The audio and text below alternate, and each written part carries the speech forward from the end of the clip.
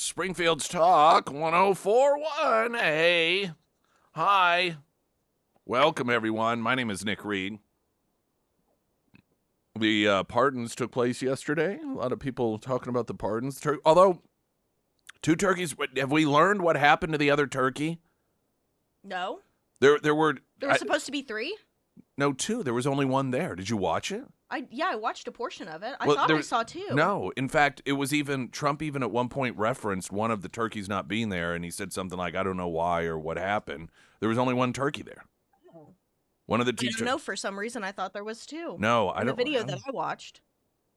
Well, that's really weird because it was like on the, is that what the Rose Garden? I don't know what garden it was there. Yeah, you should look again. I'm gonna look again because I thought the video that I sent you had 2. No, something's wrong with your brain. Probably. I don't know what's lack of sleep. That's probably what it is. It's exactly what it is. We'll play some of the audio. It is vintage Trump. It's like everything that makes Trump Trump was in that 20-minute or so, 25-minute little pardon speech he gave. It involved hilarious insults towards people who hate him. It involved one of my favorite ways that he insults people is by saying, I'm not going to say this while he's saying it, yes. Which, of course, he does regarding Pritzker. He weaves. There's a lot of weaving. Now, if you don't know what that term means in the context of Trump, it's something that Trump himself used to describe the way that he meanders. You know, he'll be talking, and then all of a sudden you're like, wait, why? Where's he going? Come back. And then he was asked about this when he was running for election this last time around on one of the podcasts about how he, I think it was one of the more popular podcasts he did. It wasn't Joe Rogan. It wasn't, it's the one guy, his name always escapes me, but he was a Democrat. I think it was a Bernie bro, actually. And he ended up being somewhat favorable towards Trump after the interview took place because Trump sat down with him for like 2 hours and, as usual, just answered any sorts of questions. And it was noted to Trump in the conversation that I think it was described as sometimes I don't know if he said avoid questions, but you'll be asked a question and then you don't answer it. And Trump says, I call that weaving. He said, he says, if you notice, I always bring it back. I figure out a way to weave it together. And he, Trump was being lighthearted about it. He's like, I like to call it weaving. And so he did weaving yesterday. He ended up, while talking about pardoning turkeys, ended up talking about Venezuela and the prisons there and Chicago and all the murders. And of course, that leads to ripping on Pritzker. And he eventually brings it all back around. Did you hear the part where he asked if the turkey was violent? No. Okay, there was a lot of really funny off-the-cuff So parts. I did see a video from the White House with 2 turkeys, if you will take a look behind you. See? Oh, so that was... I don't know if that was before or that after. must have been, before. But yeah, definitely. Something, I want to know what happened to the other turkey. I don't know. I'm serious. I mean, not that it's anything big. Things like that... I want to know what happened. And people, rightfully so, will say, what difference does it make? It doesn't make any difference. It's not, but I just have that's a thing in my head. There's 2 turkeys ahead of time. They're taking pics, showing, here are the 2 turkeys, wobble and gobble. And then, okay, so and then all of a sudden only one is there. And Trump references, well, only one of them's in kind of offhand, something like, well, I'm not sure what happened to the other one. Well, I want to know. Something clearly happened. Did he die? Did he go crazy? Did he go berserk? Were they like, this turkey's out of control, we can't put him up there? Well, did they find out he made donations to the DNC? Something happened, and I want to know what it was. I'm probably the only person in this entire country that gives 2 licks about what happened to that second turkey, but I want to know. You know what I'm going to do? You're going to write the White House? I'm not going to write. I am. This is how dumb I am. Of all the real serious things out there, I don't have a lot of connections at all. I have virtually no connections. But I like know people who know people. You know, it's kind of one of those things. I'm going to try to find out what happened to this turkey just for my own satisfaction. Of all of the things that I could utilize the friends of friends to, I'm going to ask this person, see if they know or if they can find out. Nope. Nothing important, nothing significant. I want to find out what. You're emailing Will Scharf I immediately after the show. What I've got to. That was a name that came to mind. Yeah, see if he knows what happened to the turkey. Was it Toggle or wait, Wobble and Gobble? Right, those are the two names, Gobble and Wobble. Waddle. Waddle? Yeah, Waddle. Yeah. Which one was there? Was it Waddle that was there? I think it was. Now I'm very confused because I did see that video with two, so now I am confused. And that makes it even more perplexing to me. I know. Was that before the pardon? I'm sure it was. Yeah, I'm guessing that they were promoting it, and they're like, here are the two turkeys that are going to get pardoned, and probably sending out the pics. Here they are at the White House lawn, and because it looks like they're outside in that pic, the executive or the Oval Office. That's what it appears, and so that even adds to the intrigue because it's not as if there was a miscommunication. This isn't a situation in which, we thought there were two turkeys, but actually it turned out there was one. We misunderstood because at one point there were two turkeys. There was a picture of two turkeys, and then there was one turkey. Were they fighting? Was that the problem? Was one overly aggressive? The photo looked nice. It was a nice Joe photo. Biden have a dog running around the White House still? No. They didn't know about? I want to find out what happened to that second turkey. All right, we'll play some of that audio. Also, the continued developments regarding what is now the FBI's involvement in interviewing or plans to interview the seditious six. These are the 6 Democrat members of Congress that have encouraged the military to. If there's anything that they deem to be illegal, instead of abiding by standard military protocol and how you deal with a situation like that, they're saying just defy the president of the United States or whomever it is that is giving the order.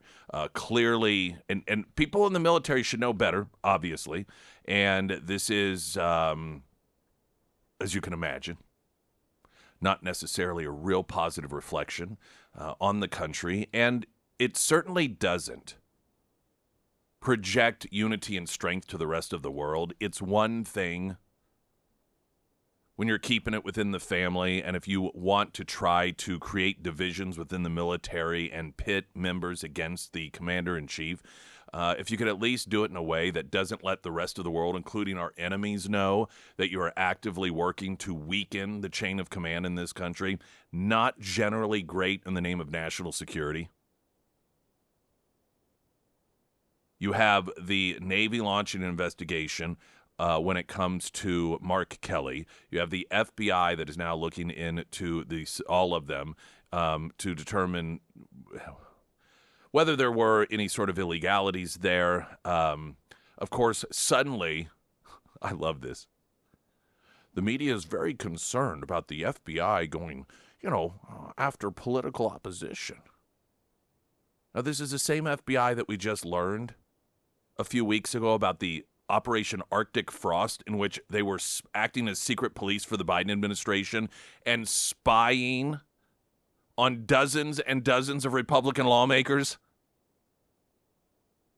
Many of the subpoenas, incidentally, and I don't want to get too far down the beaten path here, but just to tell you how nefarious it was, there were non-disclosures attached outside of the law to many of those subpoenas so that members of Congress could never even know that their information was being monitored by the Biden administration.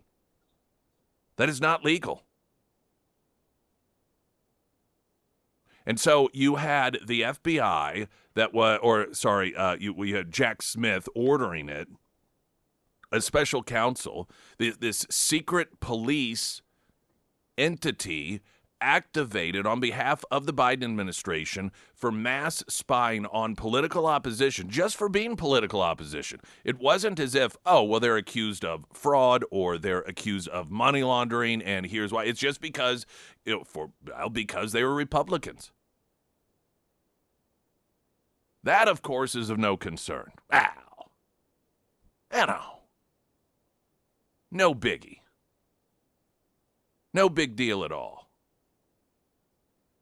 But you have suspected sedition, in which members of Congress are clearly attempting to create divisions within our military, and the open, transparent call for an investigation to see whether or not any illegalities, and that somehow is across the line. Okay. Latest news update.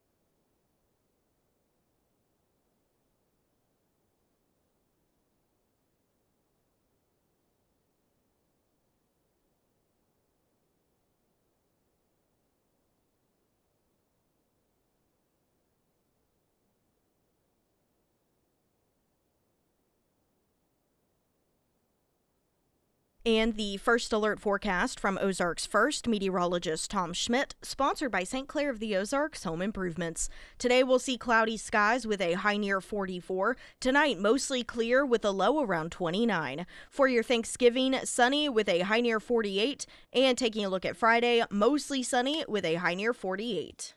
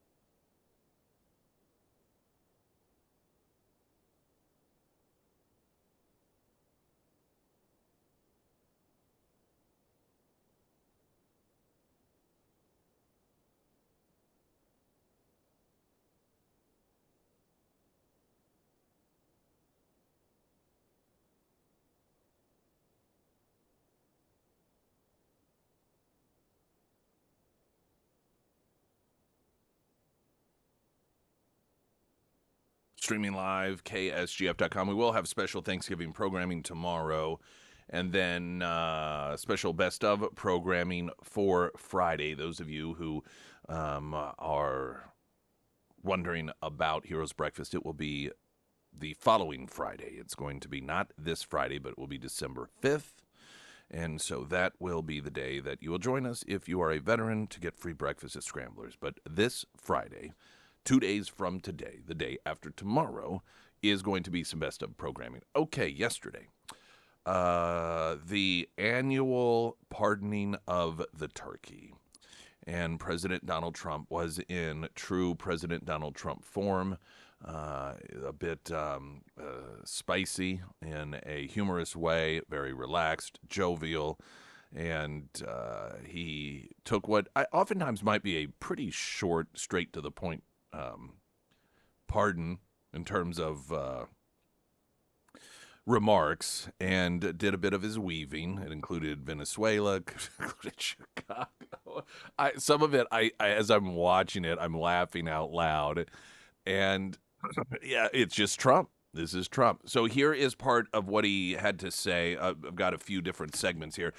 I edited it down because, again, it became, I think, over 20 minutes long.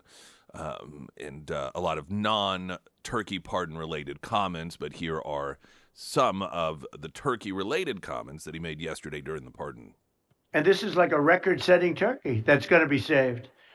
The turkeys being pardoned today go by the names of Gobble and Waddle. When I first saw their pictures, I thought we should send them, I shouldn't say this. I was going to call them Chuck and Nancy. But then I realized I wouldn't be pardoning them. I would never pardon those two people. I wouldn't pardon them. I wouldn't care what Melania told me. Darling, I think it would be a nice thing to do. I won't do it, darling. These are two of the largest turkeys ever presented to an American president, over 50 pounds each. It's the largest we've ever had. And those are big turkeys. Are they as good as the normal-sized turkey? Better or as good? Do they tend to be a little fatty, maybe? No, he said no. He knows the turkey business. Anyway, despite their size, Secretary Kennedy has formally certified that these are the first ever Maha turkeys. I don't know if I agree with that. These are Maha. In other words, they could be fat, but they're still Maha. They've been fattened on a steady diet of grass, beef, to allow the smoothies and all of the other things that they've been eating for this occasion. This was a really big occasion. But they've eaten every fattening food that you can eat. We wanted to really make them special, and they really are. They're like record-setting. I've never seen a turkey that big before. Are they violent at all? Will they attack as I walk over? Because if they were, I'll stay right up here. Are they violent? Probably why they were separated. It could very well be. I mean, what a hilariously random question. Are they violent at all? I actually at times feel somewhat bad for people who have Trump derangement syndrome, because they have the inability to just see the lighthearted humor in some of this stuff. They're just incapable of it. I don't mean you have to love Trump and agree with everything he does, but to miss out on some of the laughter and just here's the president of the United States. Of course, the whole thing is nutty. What are you going to say? Well, it's very unpresidential for him to. He's pardoning turkeys. This is a presidential tradition. I don't even know how far back it goes. Don't know the history of it. Don't know why it started. But it's not exactly as if this is what many would consider to be the most, quote, presidential thing to begin with. And so for him to, is he violent? Are the turkeys violent? Here he is talking about Venezuela, of all things. But instead of pardon, some of my more enthusiastic staffers were already drafting the paperwork to ship Gobble and Waddle straight to the terrorist confinement center in El Salvador. El Salvador. And even those birds don't want to be there. You know what I mean? It was a tough. I'd like to thank the president of that country. They do a rather efficient job.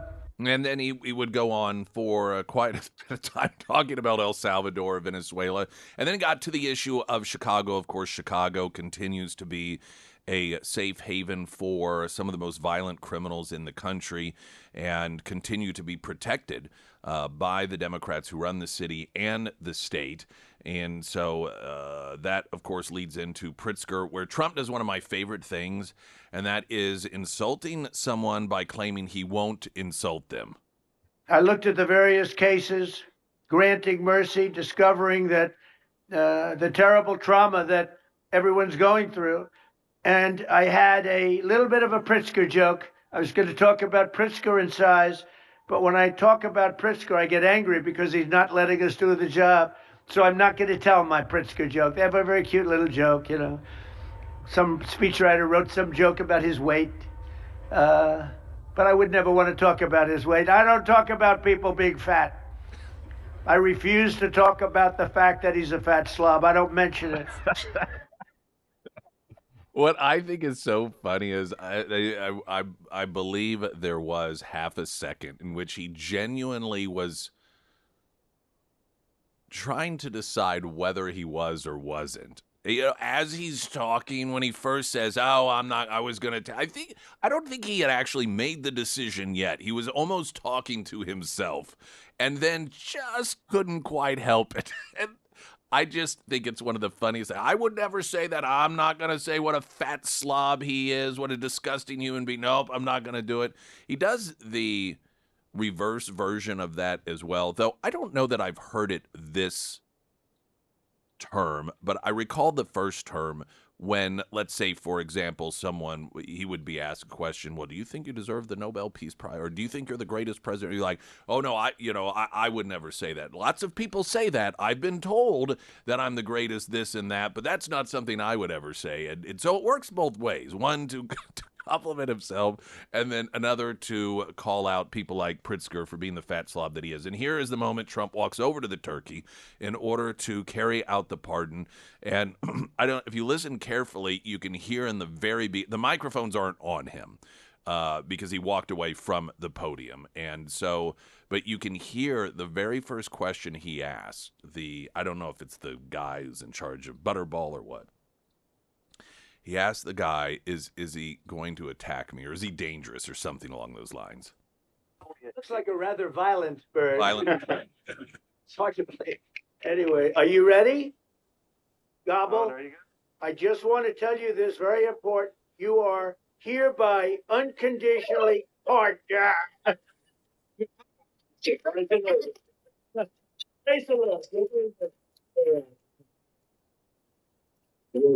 That's great. Beautiful. Well, it's nice. Who would want to harm this beautiful bird? When the visual, when the turkey gobbles, Trump sort of does a physical, I don't know, like he's gobbling as it's I just thought it was a really full package of a lot of Trump stuff. A lot of great stuff. Yeah, that could be best of Trump right there. You could have actually genuinely cobbled together instead of when we're gone, instead of a best of Nick, just have a best of Trump stuff. Or you could have a segment that's Trump, and then a segment that's Biden, and then a segment that's Kamala, and then go back to Trump. You could just, because there's a tremendous amount of material here. So at least one of the turkeys, they both were pardoned, but one of them was not there for the pardon, and we hopefully will learn what mystery was behind that. I'm really, honestly, at this point, a little surprised that Democrats haven't begun some sort of conspiracy theory about it. Something that involves, like J.D. Vance and his wife getting divorced potentially, or, they're all over that. She was at some event. She didn't have her wedding ring on. I know. I saw that. And she's like, yeah, so here's the thing. Of course, she's very diplomatic about it. I'm a mom, and I still do dishes and change diapers and stuff. And so, I take my ring off a lot, and sometimes I forget to put it back on. Like a normal person. Mm-hmm. But they're just so obsessed with, we're not going to get divorced. He and Charlie Kirk's wife are hooking up. Oh, look at the way she hugged him. Like, this is what you people do? You're nuts. You are crazy.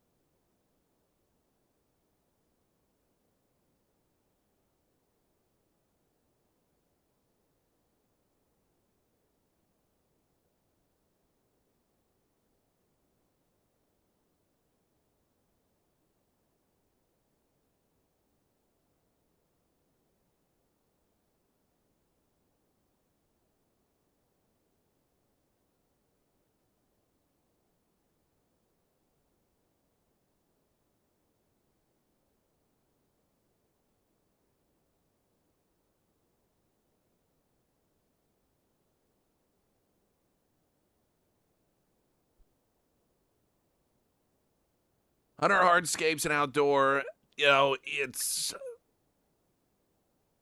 an easy thing to find someone to do if you want to maybe build a patio, get a little fire pit, or even DIY, do it yourself. And one of the things that I had asked, just because I know prep is important, and it's also not fun when you're DIYing stuff. When you're a DIYer so often, you just want to start getting to the part, the quote fun stuff, where you start to see it happen. And prep is not fun. And I remember asking Daniel about what percentage of on a project of the time and effort, manpower is prep, and I want to say he said like 90%. It is so important.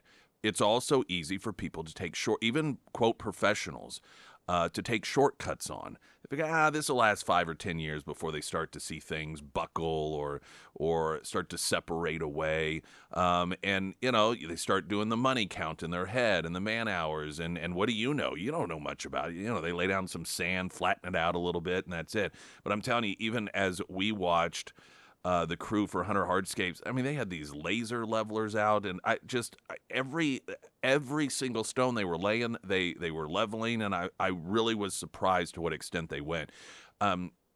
If you want it done right, and you want it done better, or I should say best, whether it's hardscaping, landscaping, drainage issues, whatever it is, you want Hunter Hardscapes and Outdoor. Can't recommend them highly enough.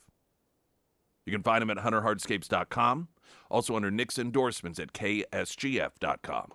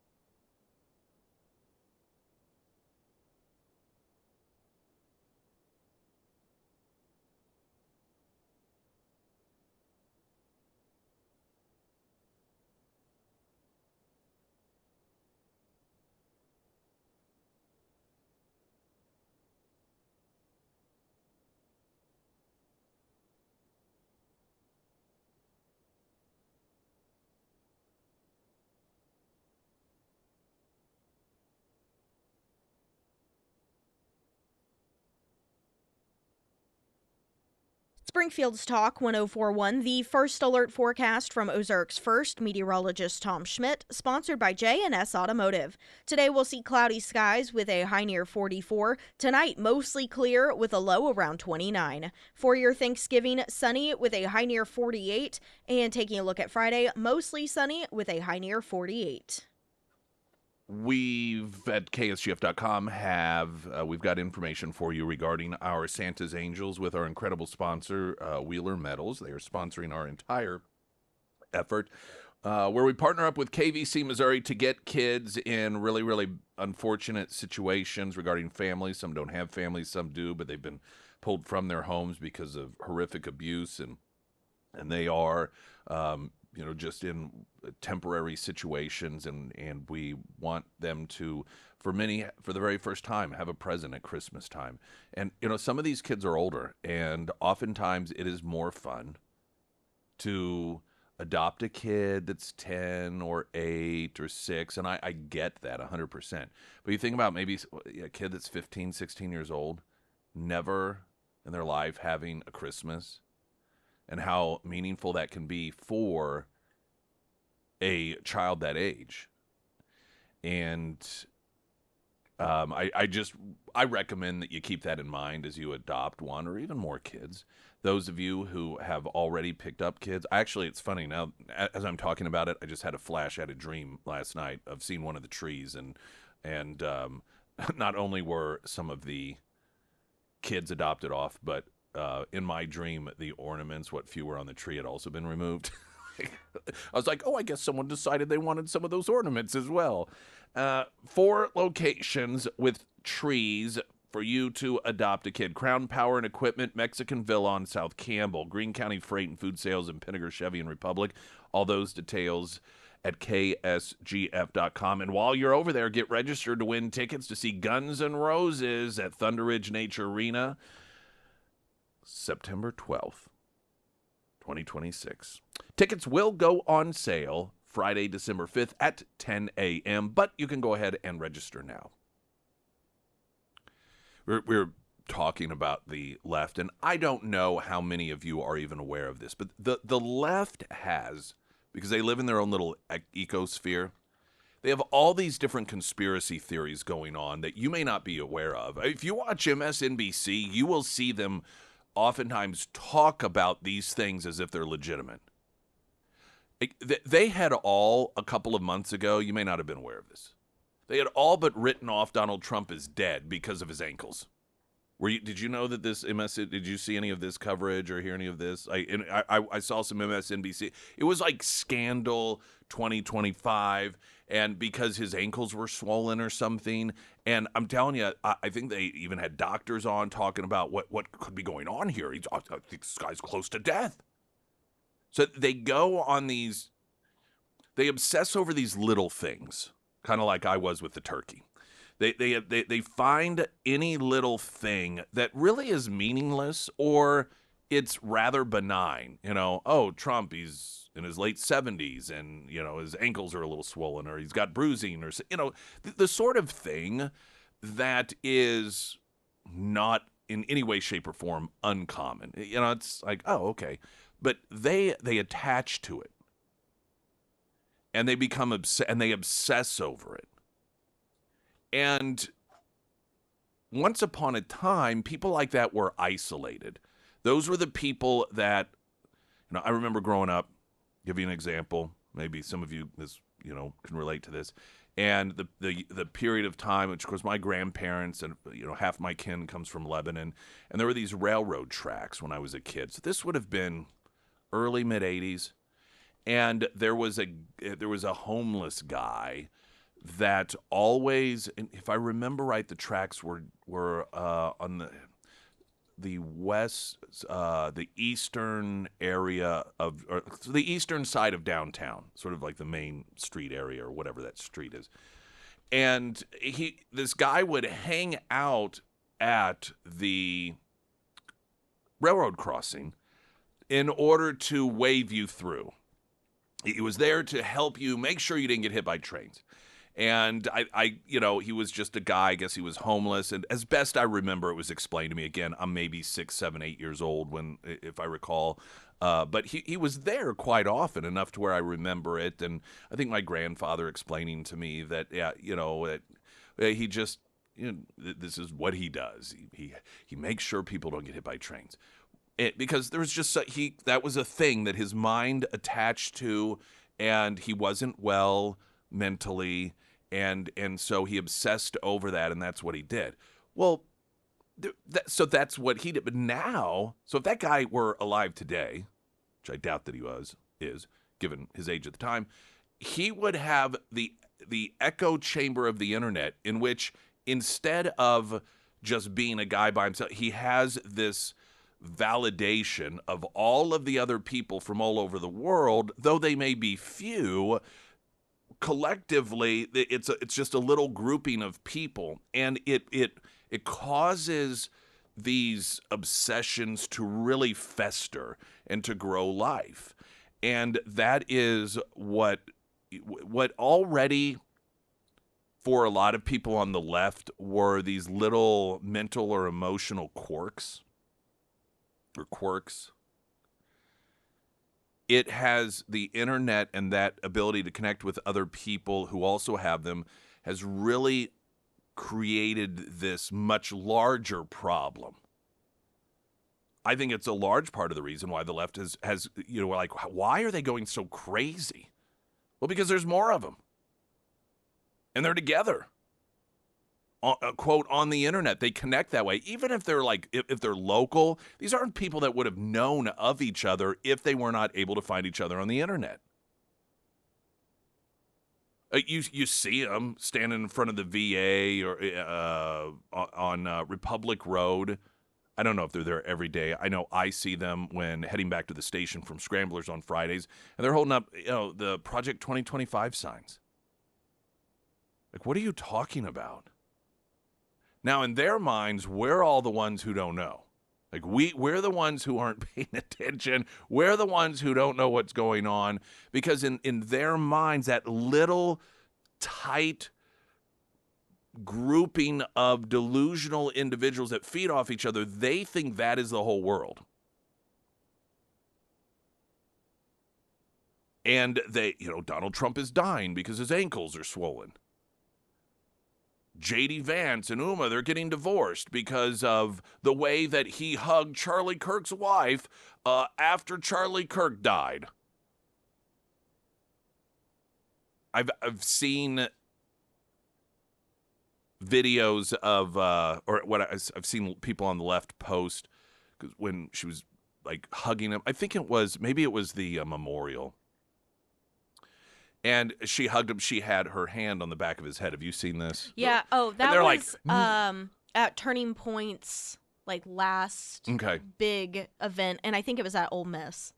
And the retort, because people they're like, well, this clearly shows that they're having an affair. And then I've seen right next to it people posting her hugging his wife in the exact same way. That's how she hugs people, unless it's a throuple. And I'm sure that some people on the left are suspicious of that as well. If you don't know what a throuple is, it's a couple but with three. And then, again, she doesn't have her wedding ring on.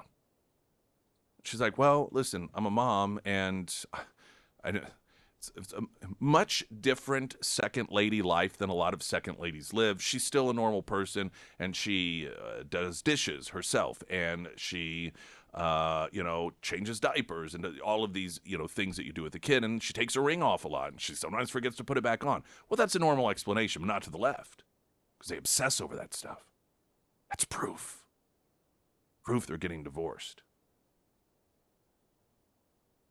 But I did think, and this is actually a little bit sad,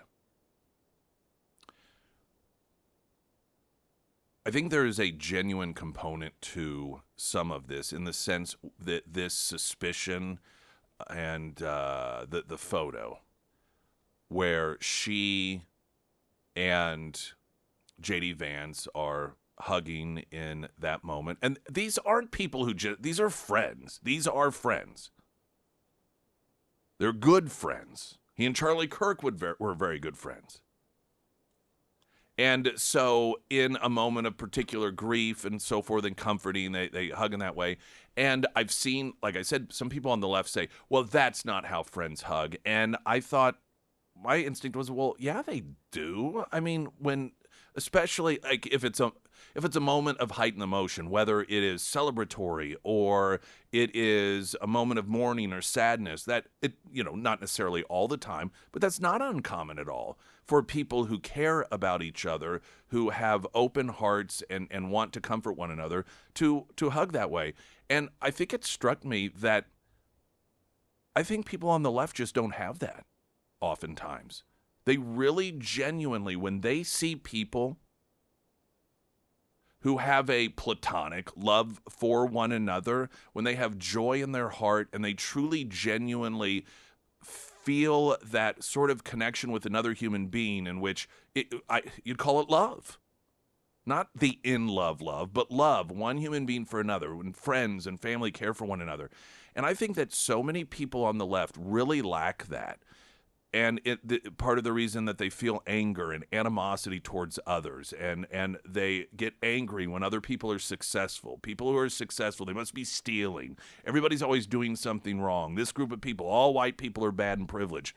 And there's just so much of that they allow that negativity to rule their hearts. And so when they see people who aren't that way, when they see somebody like a J.D. Vance and here he is with Charlie Kirk's widow, and they're embracing in a way that to loving people is a perfectly normal thing, I suspect that a lot of people on the left really don't know that, because they don't know that sort of love.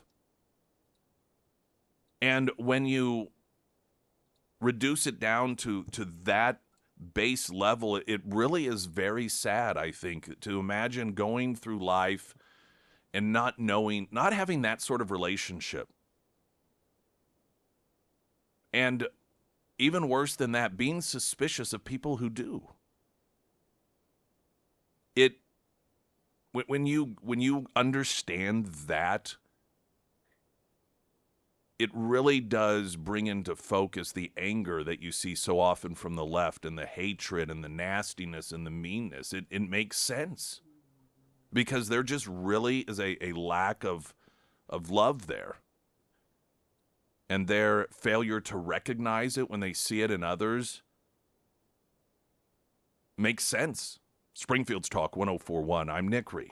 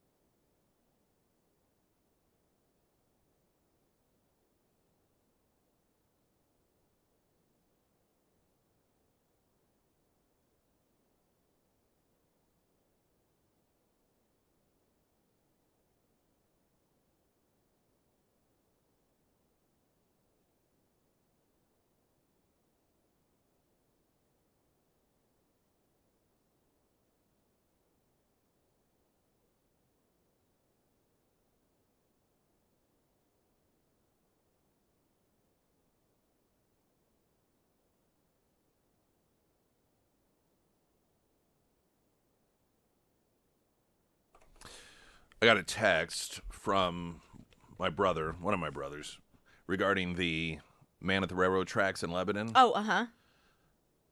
And it reads as follows.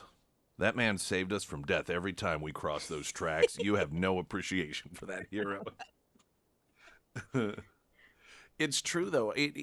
Almost every town, it seems, had a person that had, that would stand on a street corner with a sign, not asking for free stuff, but warning about the end of the world, or that would just holler at traffic, and everybody's like, he's harmless.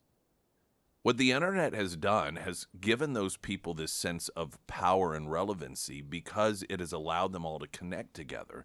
So they're no longer this sole voice that is yelling into the wind, but instead they are validated by this community of people that in their minds is a representation of all of the good and right people in the world.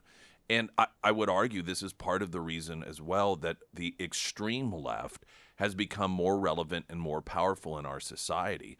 Look how many times, and the left runs the media as well, so how many times are and have stories in the news been crafted around something on the internet? You know, oh, the internet has gone crazy, or Twitter has done this, or X has done this, and it's about a very, very small segment of the population. But they're very loud and crazy, but at the same time, because the media is cut from the same cloth, they utilize it as news story. And so it takes the ideas and the thoughts of a person that prior to the internet, that 30 or 40 years ago stood on that street corner just yelling at traffic randomly that was seen as harmless, and it has turned them into, and what it is that they think and say, into being presented as if it's mainstream. And I would argue that really hasn't been the best for society. It was much better. Well, it was just better before. There's a story about Mamdani and how there has been a bill introduced by a councilwoman by the name of Natasha Williams, a Democrat from Queens, that would raise members' salaries from $148,500 a year to $172,500. This according to the New York Post yesterday. If passed, the pay hike would also apply to the new mayor, public advocate, comptroller, and borough presidents. It would put Mamdani's pay at nearly $300,000, which, of course, is more than the president of the United States makes, I do believe. And that would be a $42,000 a year increase. We've got to get a traffic update, but this is sort of an interesting, there's a number of interesting components potentially to this to watch for. That next, I'm Nick Reed.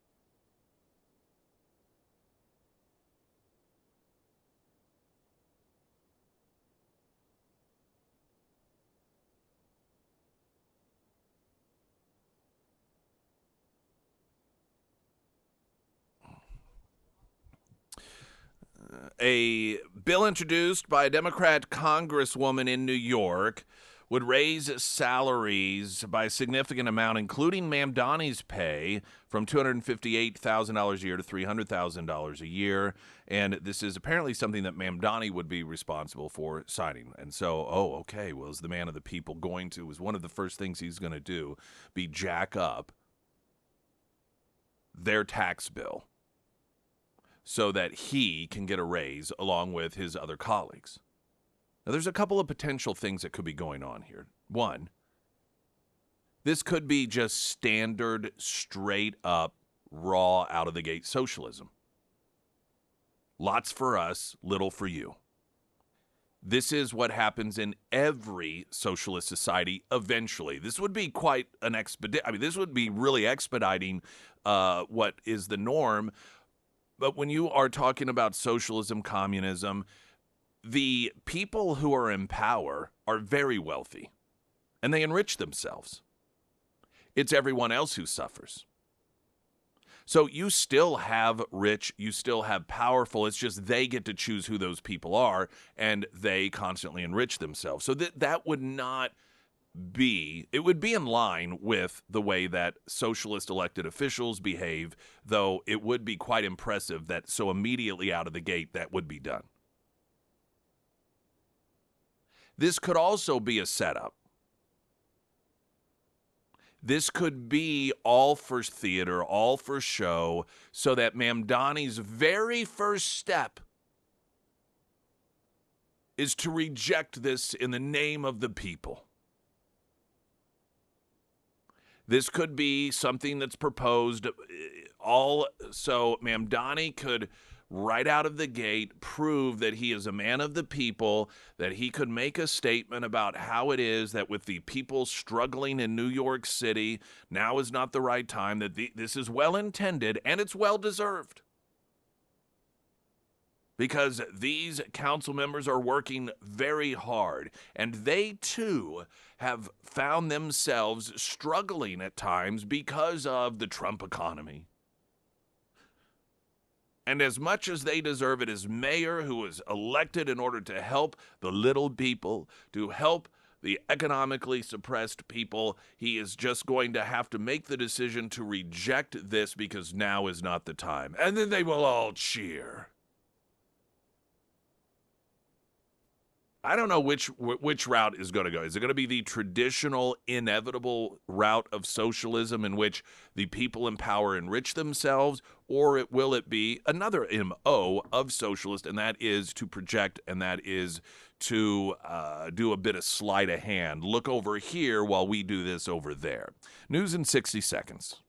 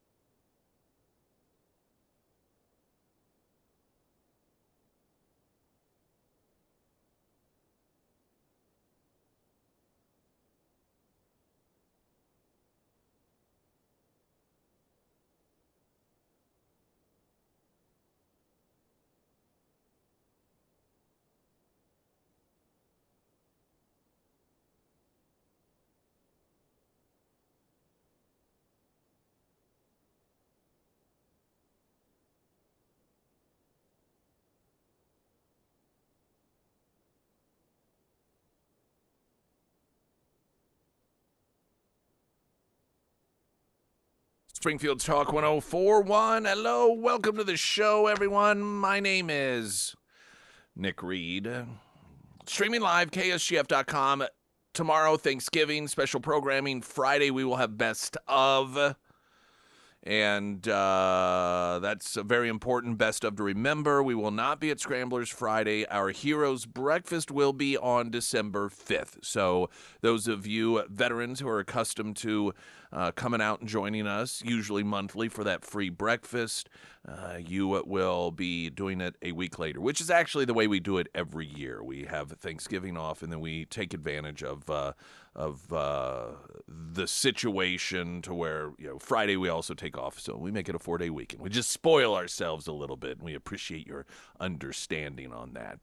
I want a great homeloan.com, of course, for all of your home loan needs, refinancing needs. Is this the right time?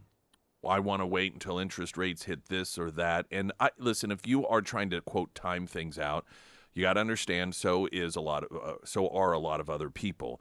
And that means that if you hit that magic number interest rate that you're looking for, and others do as well, there are going to be more people out there in the market, which means that supply and demand, home prices could go up, and that could offset the lower interest rates. There are just a lot of things that you may not be thinking about as you try to time the system out. And the characters can definitely help you think about different angles that maybe you had not thought about, and ways that you could actually be doing yourself more harm than good. But here's the one thing for sure. Even if you're still you're like, no, by gosh, my in-laws have a 3% interest rate, and I'm not going to until we get there, and I'm just not going to do it. You can still have all of the paperwork, because sometimes it takes a little bit of time. Get with the characters and their team, have all that stuff done. That way, once the moment comes, bam, out of the gate, you're ready to go, instead of having to start the process and then being behind everyone else who decided to wait for that particular magic number of an interest rate. Recommend that you do that. Reach out to them. They're great folks over there. All of their contact info is at iwantagreathomeloan.com, because you do. We, of course, have our Santa's Angels. We've been talking about that for, I guess, it's been about a week now. And we are underway with it. We're going to get into just a little more detailed and personal touch of it, if you will, some more details. We tend to do that once a year, because many of you, of course, know and help us with Santa's Angels. But for those that maybe aren't necessarily familiar with the program, this is an opportunity to just really get a better understanding of the meaning behind it, and what a difference that it does make. So we're going to do that here in a couple of moments. Right now, the latest news update.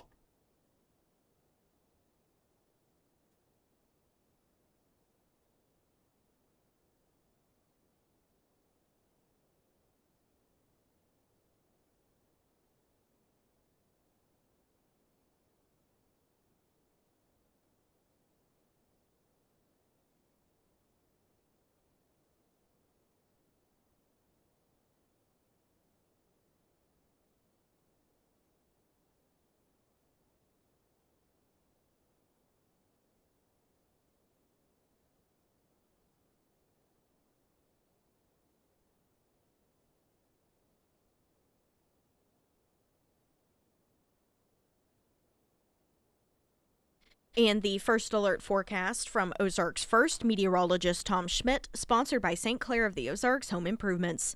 Today we'll see cloudy skies with a high near 44. Tonight, mostly clear with a low around 29. For your Thanksgiving, sunny with a high near 48. And taking a look at Friday, mostly sunny with a high near 48.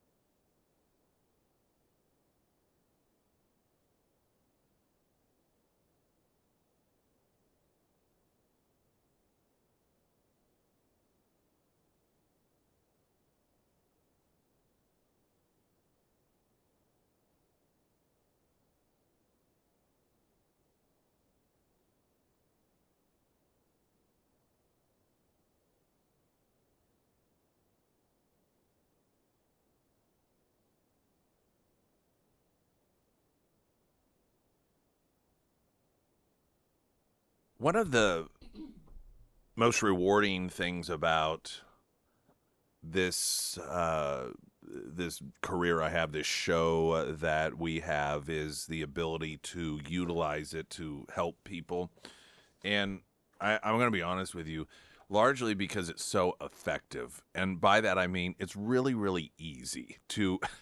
There's for my part, the least amount of work with maximum results. Now, Sarah, on the other hand, she has to do a lot of the work, obviously. But I enjoy it. I really do. You do? I do. No, I know that you do. And then annually we have Trudy in, and you obviously this is what you do. Though it's my understanding that you might be thinking about doing more gardening in the future. That's true. That is very true. I am retiring at the end of this year. So if you'll bear with me a little bit, I'm just going to give you a little bit of history about what is now KVC, Missouri. Yes. And now, how many names since you? 5. Okay. See, there's been 2 acquisitions, 2 different owners, 3 actually, and 5 different name changes. Well, in the time I've been here, 3 different owners. So, Yes. but just 3 names. Yes. Okay.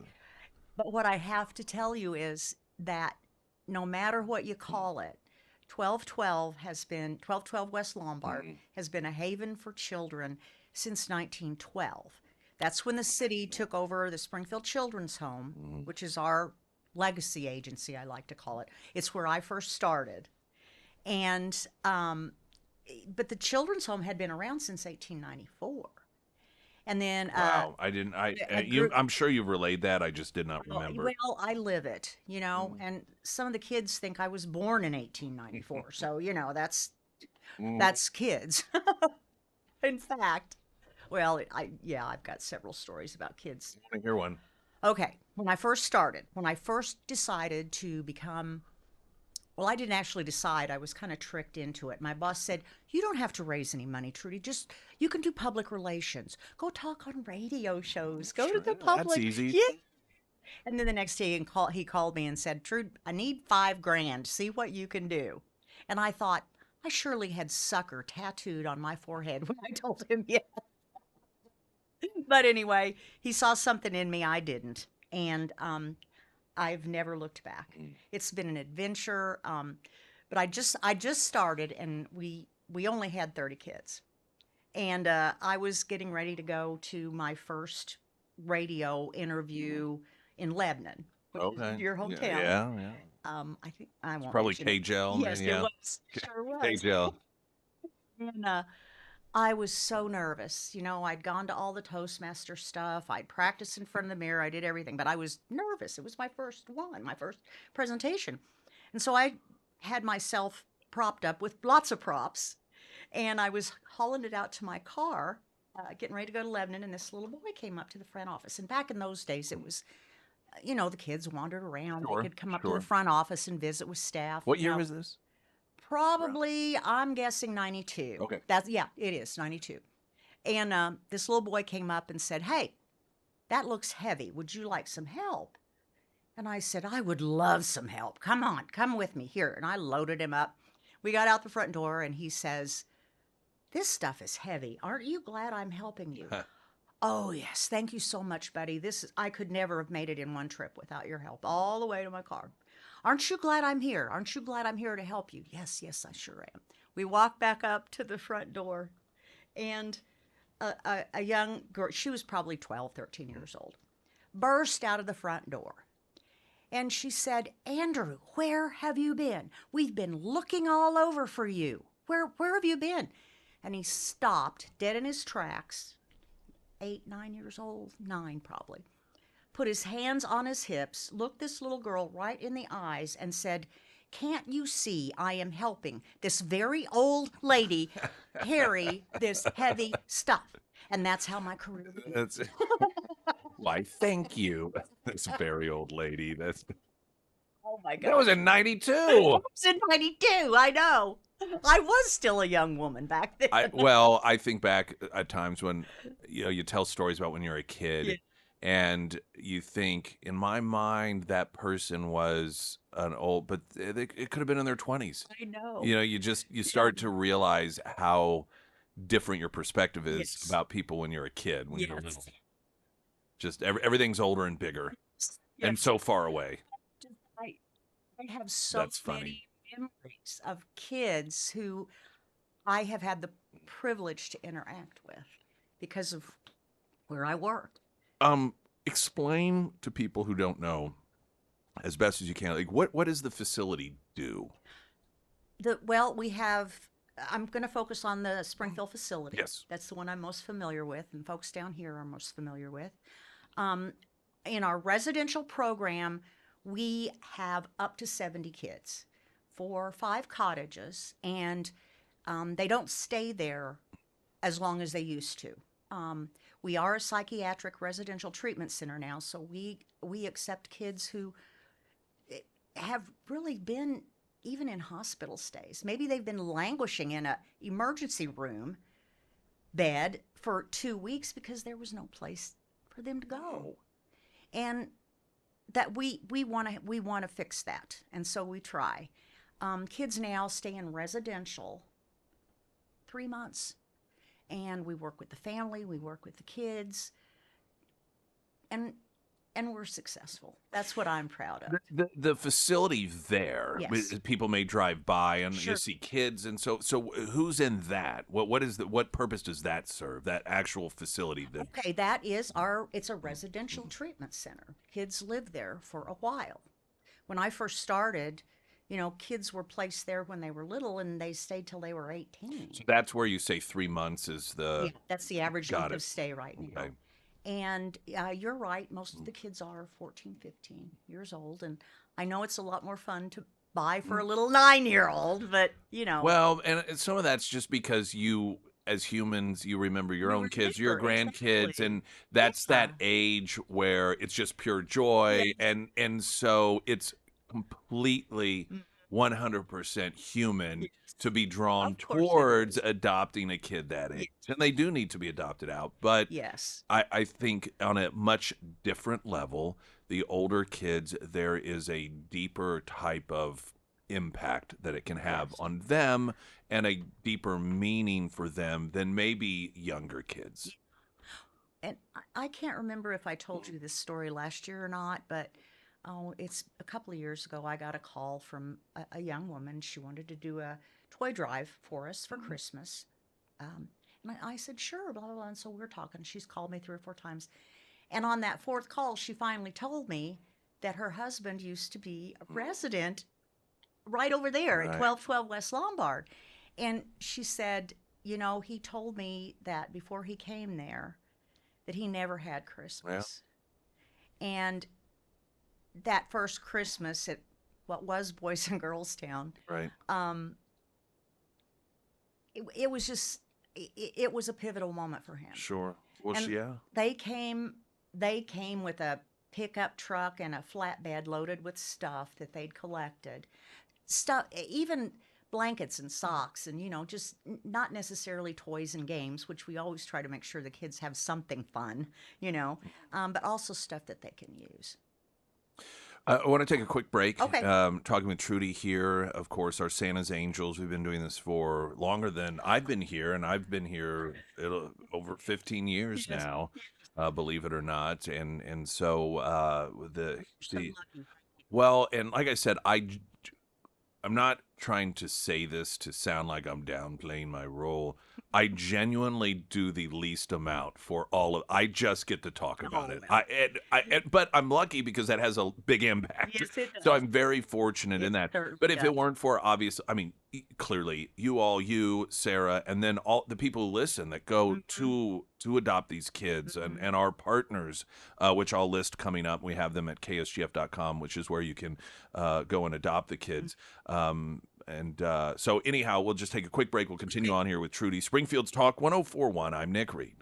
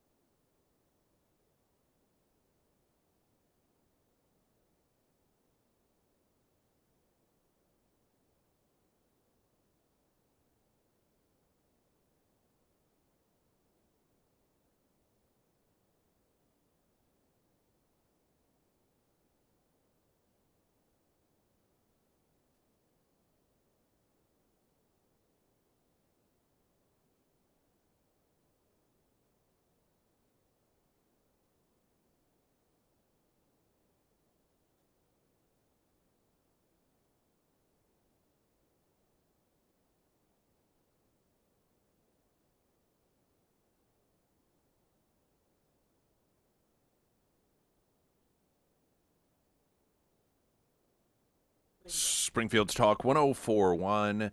I'm Nick Reed. Welcome back. We're talking with Trudy, KVC, Missouri. This is the organization that takes care of all the kids that we work with in order to try to get presents for the kids. And one of the things that I try to stress is that while there are a lot of different toy drives that are very successful and that really push to, just donate toys and they distribute the toys and clothes, which is such a fantastic thing.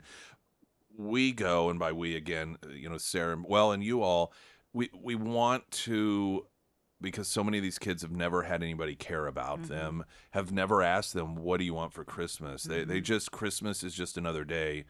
And so we instead find out what, if someone was to buy you a Christmas, what would you want?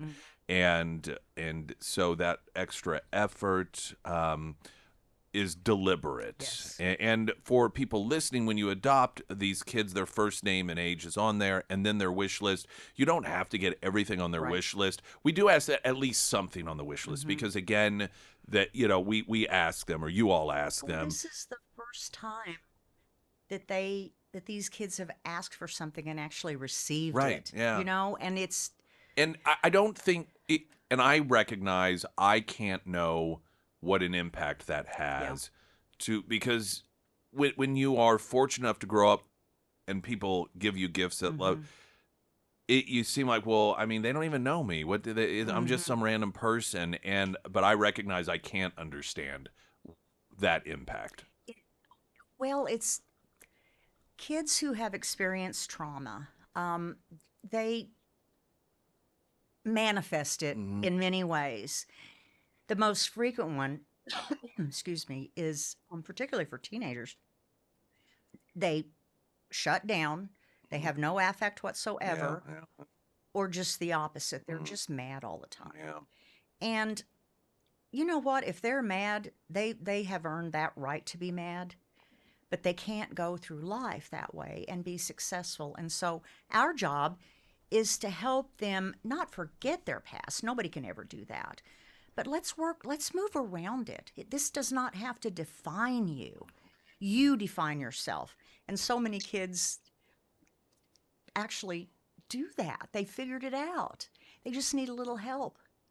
One of the things that I tried as, I call her the girl child, when she was growing up, she's, not a girl child any longer, but that's still what I call her. But I remember her riding on the bus and talking, very young age, and talking about a little boy on the bus that was mean, and he would use really filthy language, and and he was just mean to everyone, and trying to really relate to her that while that behavior isn't acceptable, there's a reason. Somebody, and I said, just imagine what's going on at home to make him that way. Yeah. And I always try to think of those things. And again, it doesn't excuse it. It doesn't mean that, well, what are you going to do? But I think oftentimes we just, because we recognize it's not acceptable behavior, we don't take the time to just understand why. And generally, not always, but generally it's a nature or nurture thing. It's and so just bad things are happening, and I just always feel awful when I think about those things. And I also think about, I just, like so many other people probably remember when you get back to school after Christmas break, and especially if you got new clothes. It's a funny thing because as kids you don't really get that excited over new clothes for Christmas, but you like to wear them the first day back to school. You know what I mean? And you talk about what did you get for Christmas, and that kids that don't have parents, that maybe they have parents, but the parents are strung out or whatever, to where they don't get gifts, and and it's just a human thing, particularly as a kid. You're embarrassed by that, so you make it up, and you lie about things that you didn't get. Yeah. And I just think to give, for the first time, some of these kids the ability to genuinely say, oh, this is what I got for Christmas. Just like that young man who came and said, hey, I want to help. I want to do something. What can I do? We've got Trudy here with us. Can we hold you for one more segment? Absolutely. All right. So, Santa's Angels, and when we do come back, also we'll go over the area locations that you can adopt the kids and any of the other sort of details that may be relevant. And if you have any questions, please, at the same time, you can text those in to the Pyramid Roofing Company talk and text line 447 KSGF. I'm Nick Reed.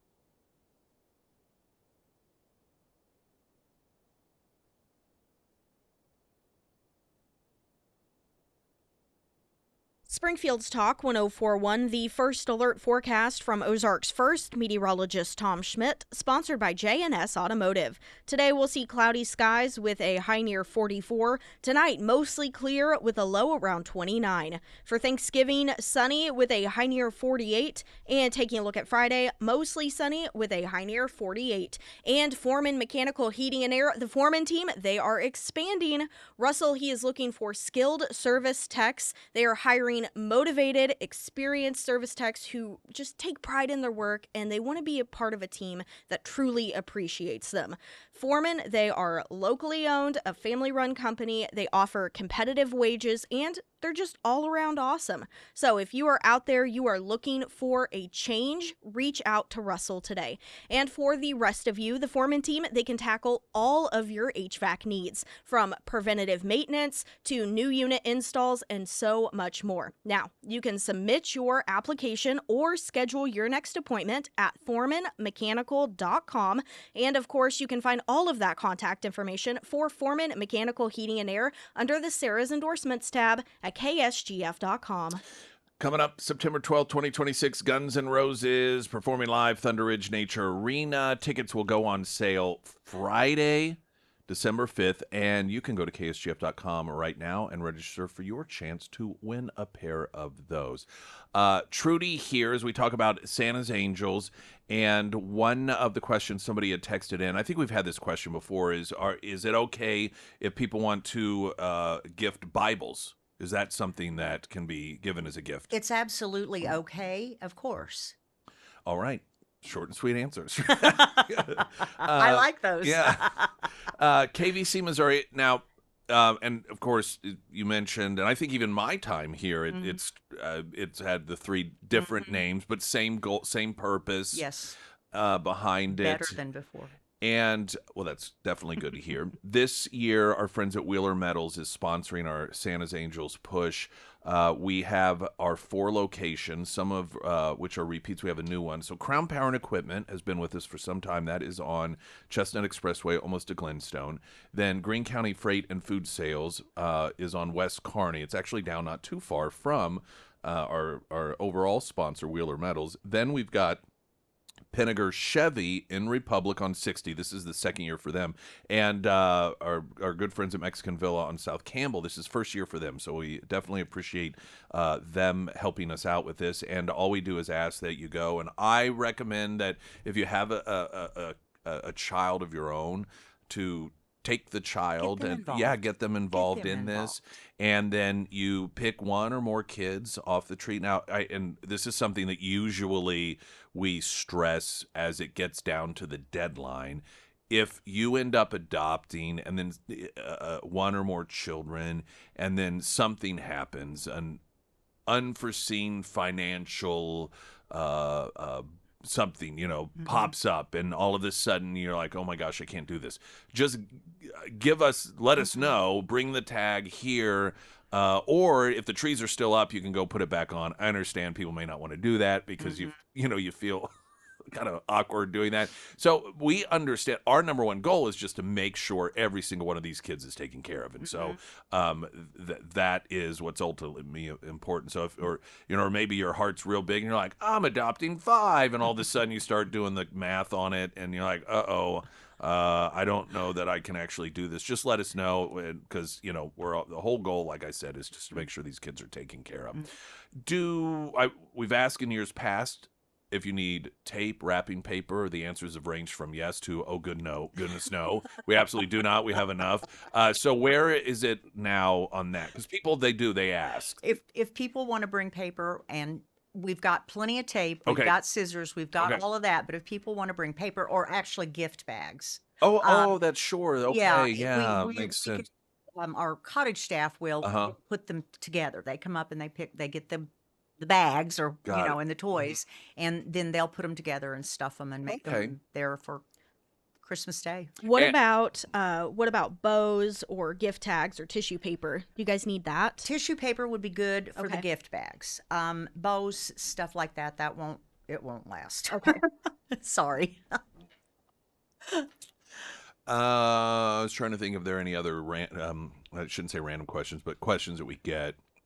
You don't wrap them, No. and you bring them here to the station. Our hours are a little more streamlined this year around for people listening. It's a little earlier for open and for close. What, 7:30? Is that what time? It's 7 to 12:30. 7 to 12:30. And that is the time in which you can bring them, drop them off. But all this information we have on each and every tag and at ksgf.com. And Sarah does a good job. she does an excellent job. And whenever I go around and put the trees up, and I tell the people that work there, it's like, if anybody has any questions, you know the answer. It should be on the tag. I have yet to see otherwise. You know, Yes. some question that's not answered on there. Anything else that we can relay to people, or you want people to know or I have understand? one more story. and then I'll Please be quiet. Please. And this is fairly recent, a couple of years ago. And we, a little, I always say little girl, she was probably 10, to me, a 30-year-old is a little girl. So, but she'd been in several other placements, and this was her 4th or 5th. And the first thing we do, Maggie, our director of residential services, the child goes to our nursing office and regular checkup. We check their meds, make sure everything's in order. And she had gone through the medical, and they were walking down to Brimmer Cottage, which is a girl's cottage. And I wish I could remember this little girl's name, but Maggie opened the door and they walked in. And if you see those cottages from Grand Street, they're beautiful and they're big. And there's a big family room, great room, right in the middle when you first go in. And there was a Barbie doll dream house sitting in the middle of the floor, and there were some girls playing, with Barbies and Barbie dream house and Barbie convertible. And this little girl looked up at Maggie and said, and asked, "You mean I get to play here?" And in that just hit me. I mean, at her former placements, play had been withheld as Yeah. a form of punishment. I mean, we've all been there. I Right. had to stay in a bunch of recesses when I was a kid. but she never got to Yeah. play. You know, and that's part of our program. We we schedule play. I know that sounds silly, but I guess recess Well, is very sure. Yeah. similar, you know. But just the fact that that little girl Yeah. got to play, and of course she got Barbies and Mm-hmm. stuff like that for Christmas. Oh God, that just about killed me. Yeah, it's those just Little things. brief little that they do. They Yeah. just the term heartbreaking gets used Yes. all the time, but yeah, Heart it is. wrenching sometimes, Yeah. but we help. And I'm so proud of my years and all the things that my organization has done over the years to help kids and families. Oh my gosh, I told Sarah earlier just the changes alone and the sheer numbers of kids. People still call us who had been there in the 30s and the 40s and the 50s, wanting to know if we have any records. And in some cases we Oh, do. wow. We can find them. Some cases we can't. Sure. You know, but think of the impact over generations that just that one place has made here in our community. So you are pleased with the person that's going to be? That's putting you on the spot to ask that question. Yes, yes. But I heard you often Mhm. saying that. Yes, I am very pleased with the young woman who is going to take my place, and we will be announcing that very soon. Okay. All right. Well, very good. Mum's the word for now. Well, we look forward to meeting her, will and of make course, sure. I'm sure she's going to be ever as much pleasant as you are. Because She we better. always love having you in Thank you. every year, and of course, all those Thank you. kids have Thank been you like. for I what can you only do. imagine how many different kids Oh, that you've touched. You Yeah. know, I mean, I can't even begin to. Do you have a concept, or I mean, just how many in the time you've been there, kids have come through? I have no clue. I honestly have no I clue. imagine it's just incredible. It's got to be in the thousands. Yeah. If Wow. if not, well, Crazy. maybe millions. If you think about 1894 and how we started. Yeah. Well, I was just mean you specifically. Oh even. gosh, thousands. Yeah. Thousands Wow. of kids. Wow. That's Sometimes something kids else. will come up to me and, or former kids, I call them former kids. They'll come up to me and they'll say, "Do you remember me?" Mm, And I'll say, "I remember your face." right. Yeah. And I do. Sure. But their names escape me sometimes, so they have to remind me. Well, Trudy, thank you so much. Thank you. Thank you and oh, Sarah and your listeners and all absolute pleasure. your sponsors who've let you put up a Christmas tree for our kids. Thank you. All right, and happy Thanksgiving Happy and Merry Thanksgiving Christmas. and Merry Christmas. Springfield Talk 1041. I'm Nick Reed.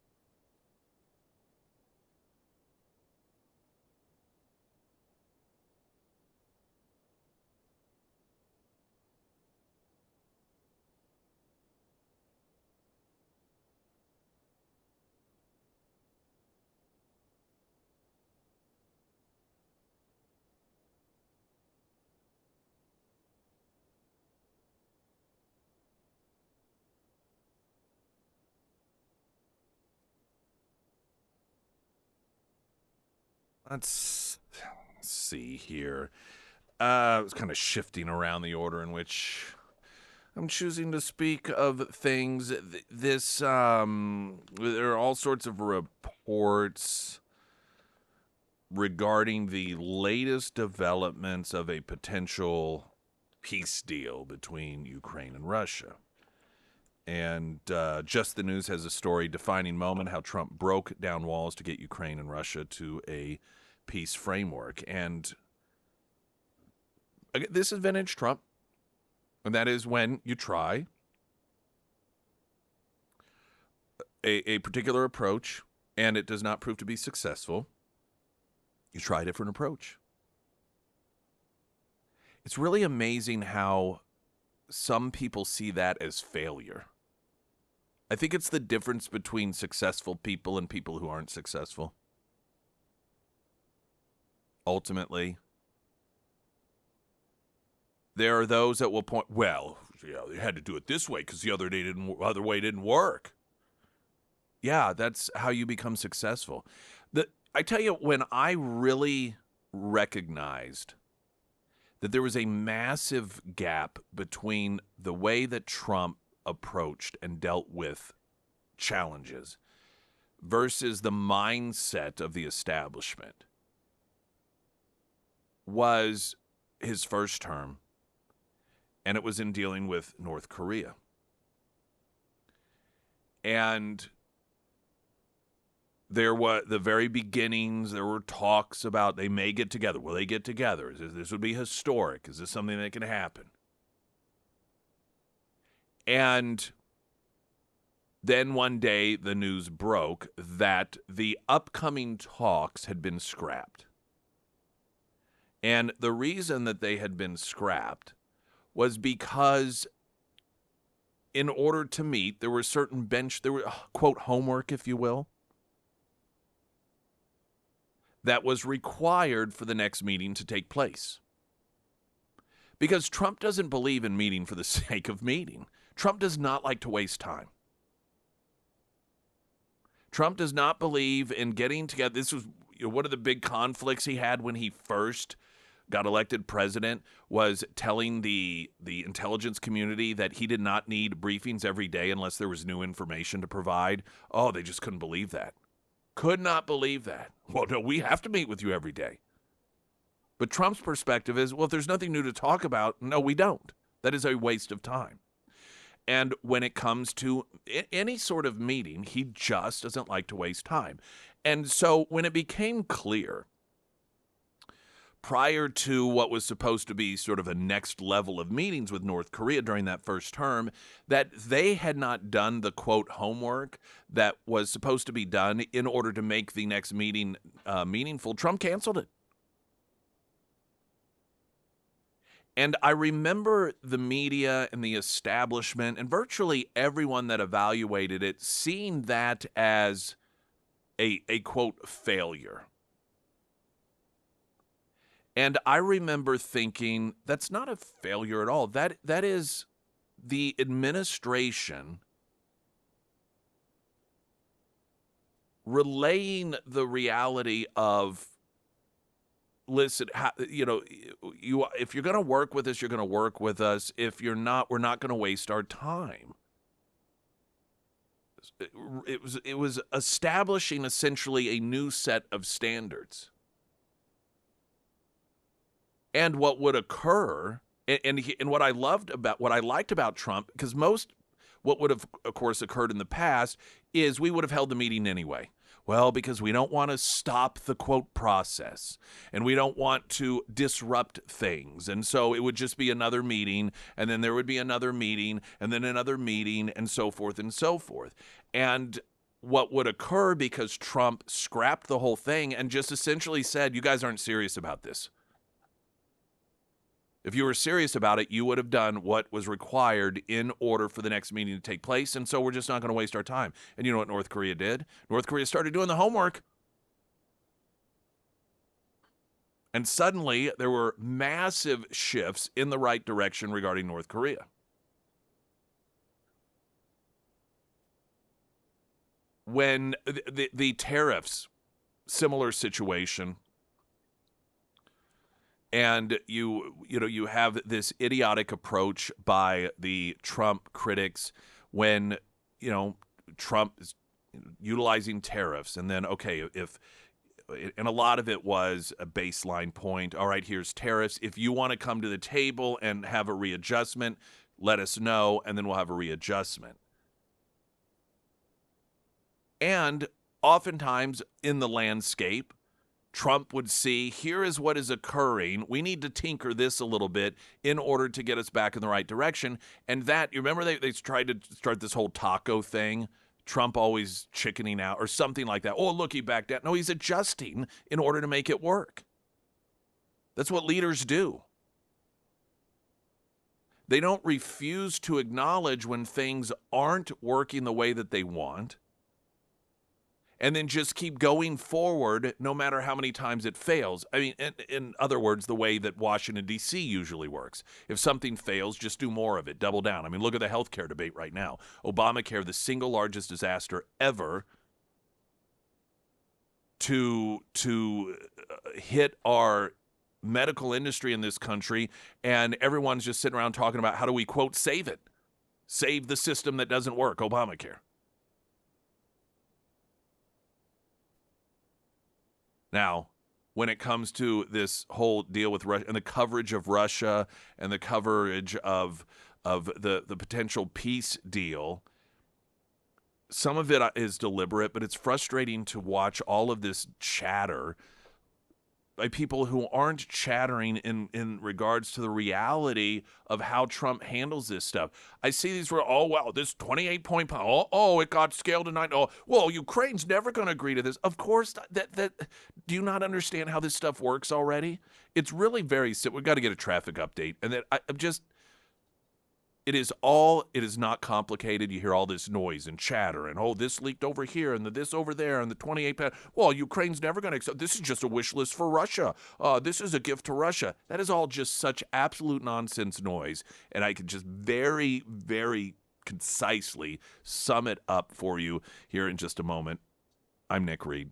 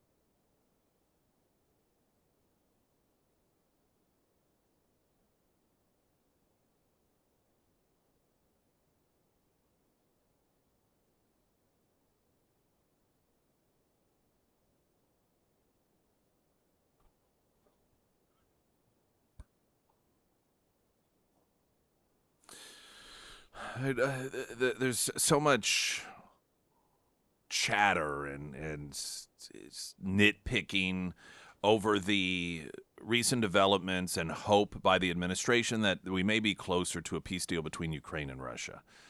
something that I think we should all be reminded was not even on the map until Trump got elected president. And this has been fully acknowledged by virtually everyone. NATO, Zelensky, Putin has essentially acknowledged that. Everyone has acknowledged that there's one human being on this planet that, if it happens, will be responsible for it, and it's Donald Trump. Now you get, well, this leaked out. There's a 28 plan, and of course you got the critics that hate Trump. This wish list from Russia, it's just a wish list. You're giving Russia everything. First off, nothing can occur unless both sides agree to it. Nothing. This is the latest approach, and it's pretty straightforward. We've gone, by all accounts, as this is being reported, and some of it reading between the lines, to both sides and like, all right, make a list. What is it? Everything that you want in order to stop this thing. And that is what's called a starting point. Wait a minute, this has been going on for some time. This isn't a start. This is a new start because, again, Trump's approach is when you do things one way and it doesn't work, you start anew with a new approach. This is a new approach. Then what you do, and this is just a very basic overview, is you go through and you find the things that automatically won't work. And then you find the things that both sides can agree on, and you start paring it down. Well, but I mean, Russia, their list of things, they have things on there, including land that they don't even have occupied now in Ukraine. I mean, this is a non-starter. Do you know what? For those of you who don't understand how this works, you know how this works? When you are on one side of the negotiating table and you recognize in all likelihood you are going to have to give some things up, you add things on there that you are okay with giving up. That's how it works. And everyone knows how that works. Yes, of course, Putin has things on his list that are, quote, deal breakers, because in all likelihood he put things on there that he knows he's not going to get, but that he can give up without giving up something that he really wants to give up, or at least that's his hope. Now, of course, Putin could at the same time say, nope, I want absolutely everything on here, and I'm not going to end, that is a possibility. But it is also just a natural approach for people to take when negotiating, is to put things on there that you in all likely, you just swing for the fences, and then when you do have to sacrifice some things, those are the things that you sacrifice. This is all very common stuff. Very common stuff. And while it doesn't mean that this is going to be the magic thing that eventually leads to a potential peace deal, like I said, prior to Trump being president, the previous administration wasn't even trying. They were just throwing more money, throwing more money, throwing more money. Springfield's Talk 1041. We've got another hour straight ahead the day before Thanksgiving. I'm Nick Reed.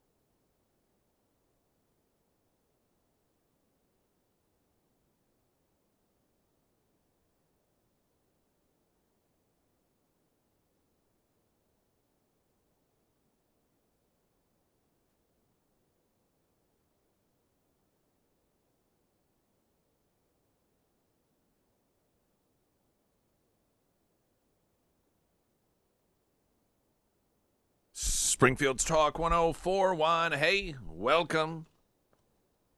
Hope you're all doing well. Thanksgiving is one of the days of the year that is for a lot of folks synonymous with family, getting together with family. And, you know, at some point, any given family gathering may have one less family member.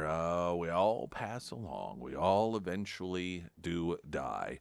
And sometimes the wake of that, of course, there's emotionally, it's problematic, but if the proper planning wasn't done, it can be very stressful on family. It can be a financial burden and an emotional burden. You got family that maybe they have different ideas about what should be done with the property.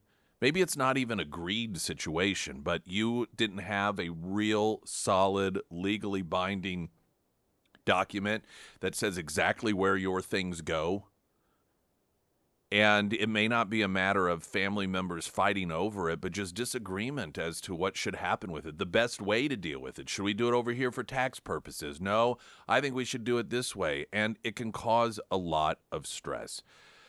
You can gift your family the absence of much of that by making sure that all of that is really, truly, genuinely taken care of. Ozarks Elder Law can do that for you. Now, right now, it is very important to understand the difference between doing it right and just doing it. There are ads out there that you hear about. You can go online and do it yourself. Just download it. You know, forget all that law school stuff. Forget all that education. Forget the years and years of learning that people go through in order to know how it is to properly do this. You can download that sucker and just do it yourself. No, be great if it worked that way, but it doesn't. So what do you need to do in order to make sure that your family isn't given additional stress to where in your, before you're even in the ground, they're cursing you like, why in the hell? You don't want that, right? Free consultation, 10 area locations. You can find them all at ozarkselderlaw.com. Also, Nick's endorsements, KSGF.com. Let me save that. I was going to, let's see, where's this story here? There's a Daily Caller. Trump cabinet member causes quite a stir. Sweatpants slobs don't come close to capturing our air travel hell. Now, this stems from that. This John Loftus is more of sort of an editorial piece in which he's griping a bit about Transportation Secretary Duffy. And among other things, he has suggested perhaps don't dress down so much on a flight. And this piece is arguing the hell that people go through with the traffic and everything. So what if somebody wants to dress comfortably, But I've seen a number of different stories that sort of pan what it is that he's saying. He talks about just overall the courtesy and how when it comes to air travel, essentially, I'm making this somewhat simplistic, but if people just nicer and just treated themselves, even the way they dress, with a little bit more respect, then, air travel might be a little bit more pleasant. And the thing about this is, and I've thought this for some time, he's right. When I have taken, I'm not somebody that flies a lot, but when I've taken the flight, or you hear the stories and you see the fights and the this and the that, and I've been on flights where it isn't to that extreme, but you observe the frustration and the aggravation, and you can just tell that the flight attendants are annoyed and the people are annoyed, and you think to yourself, gosh, what could fix this? And I've thought what I believe that the position Duffy's coming from here is that this isn't something rules and regulations can change. This is the thing about just our society, whether it is fights at Chuck E. Cheese or fights at Little League games or fights over Christmas gifts or fights on airplanes. There's nothing that a rule or regulation can do that gets to the source of that problem. It's a cultural issue. Culturally, Less and less people make it a point, make it a priority, or just instinctively believe it's the right thing to do to try to be patient and to be nice and to be understanding. What makes it problematic is that because there are so many other people out there who it like feeds itself.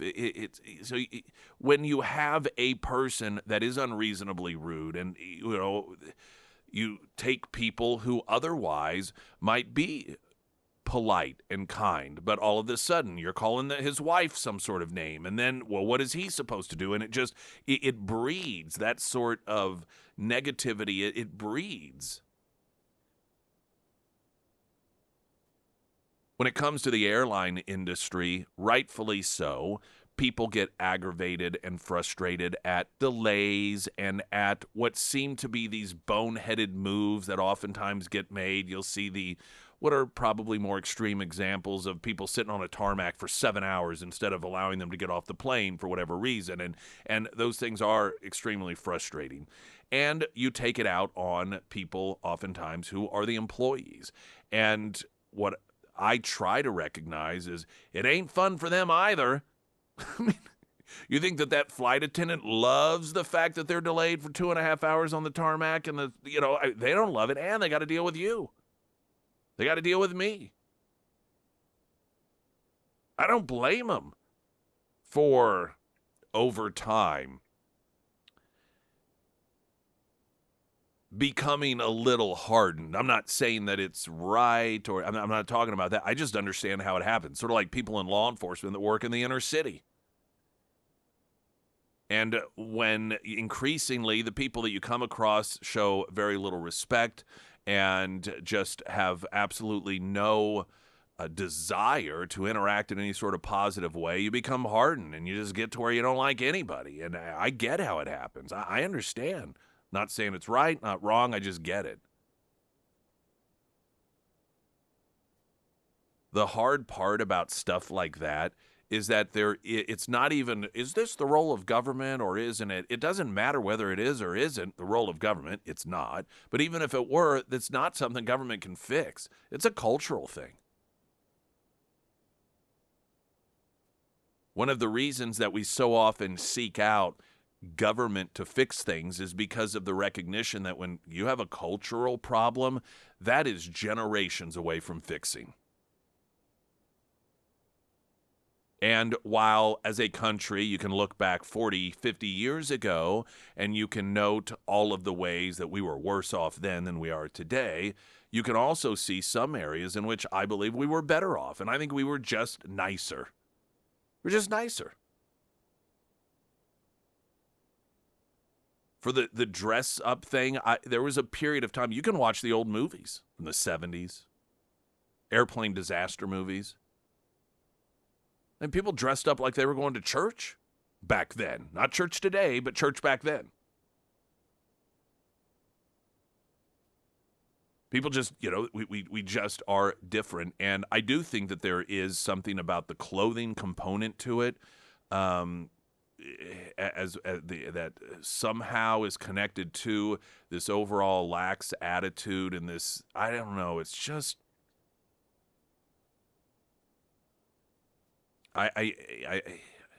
here's the thing, and it's so overly simplistic to say. If everyone was just nicer, then we wouldn't have these problems. And I know it's like, well, duh, that's the problem. People aren't nicer. And like, yeah, that is the problem. And you just can't do that with regulations. You can't fix that with laws. You just, I guess, hope. What do you do? I don't know. You just be nice because it's the right thing to do. And you just hope. You just hope that might spread as easily as the meanness does. Because it is. Meanness spreads a lot easier. That disease is much more contagious than niceness is. But what if it doesn't work? Well, sometimes you do the right thing just because it's the right thing. And I'm just saying this stuff because it's what's in my head. When I see these reports about Duffy and he's a government official, what's he doing telling people to be nice? And they just need to be nicer, and that and everybody, whether it's the airline. Well, I think because that's where a lot of the truth lies. We got traffic coming up in a moment. Right now, the latest news update.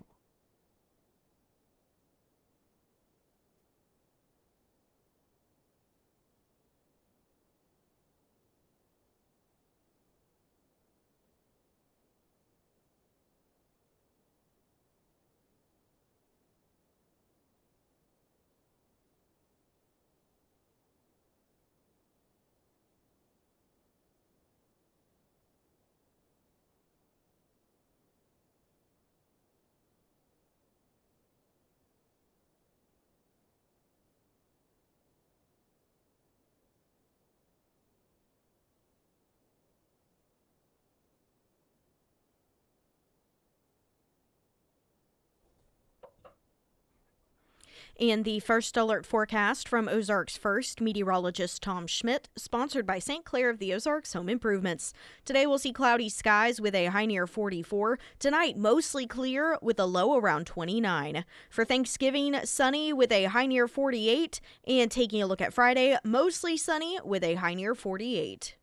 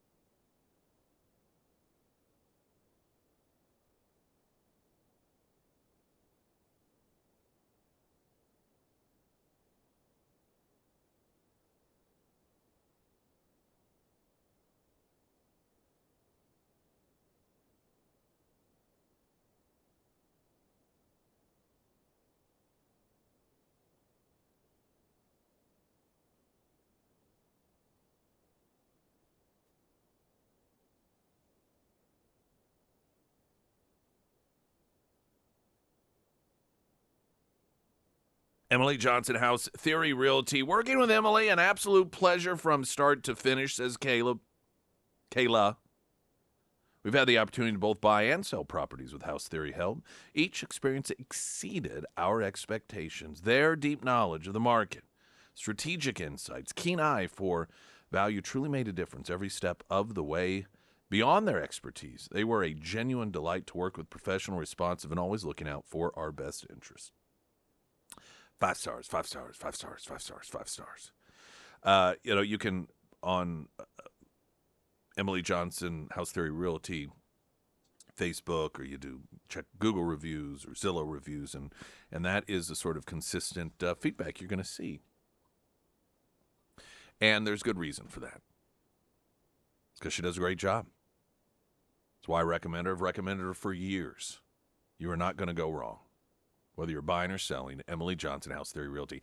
And if you're thinking, yeah, I've seen all her postings, but I'm looking for 1,200 acres of land, and I just don't know. I don't know if she's that well versed in that area, because I just see lots of neighborhood postings. Her husband Will, he handles that stuff. So you got the best of both worlds, all in one place. House Theory Realty. You can find it. KSGF.com. Nick's endorsements. All right, so here is sort of a standard, what we have come to expect. Pre-Thanksgiving story. Universities, school districts nationwide call for decolonizing Thanksgiving, day of mourning. At the University of California, Davis, the California History Social Science Project, who describes itself as resources and professional learning for K-12 history social science, hosted a Zoom event called Decolonizing Thanksgiving in the Classroom. We will discuss reframing classroom practices and rituals about Thanksgiving. The event description explained. Understand, this is indoctrination of kids. They're active. This was a Zoom call about how can we rewire the brains of children when it comes to Thanksgiving. You know, these kids that they get home and their families, they all get together, and it's a time of joy. It's particularly for young kids because grandma and grandpa come over and the cousins all come over, and, you know, they have a good time. How can we ruin that for them? How can we make sure they understand that they are participating in something bad and evil? And by the way, if they're white, how do we somehow make sure they feel guilty for it on top of it? This is the psychopath perspective we're dealing with in this country from people on the left.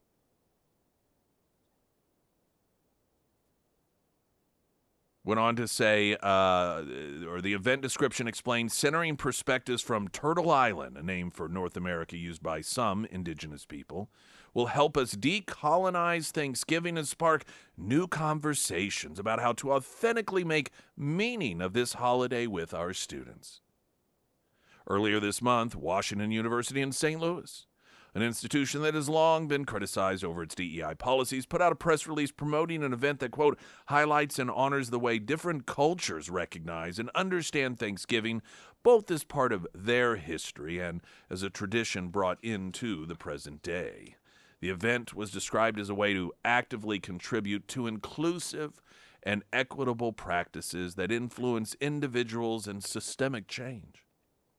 On Tuesday, Massachusetts Institute of Technology, MIT, students are invited to the 4th annual Thanksgiving myth-busting event that is aimed at, quote, continuing our exploration of the narratives justifying land grabs via colonialism, and includes a viewing of the TV show Buffy the Vampire Slayer. Quote, in the same way that individuals are free at MIT to express their views, they are free to observe holidays as they wish, pray as they choose, share their ideas about holidays, and yes, watch Buffy the Vampire Slayer if that's what they freely choose to do, the spokesperson said, adding that the views expressed by an individual of their own do not reflect those of MIT or the wider community or on campus.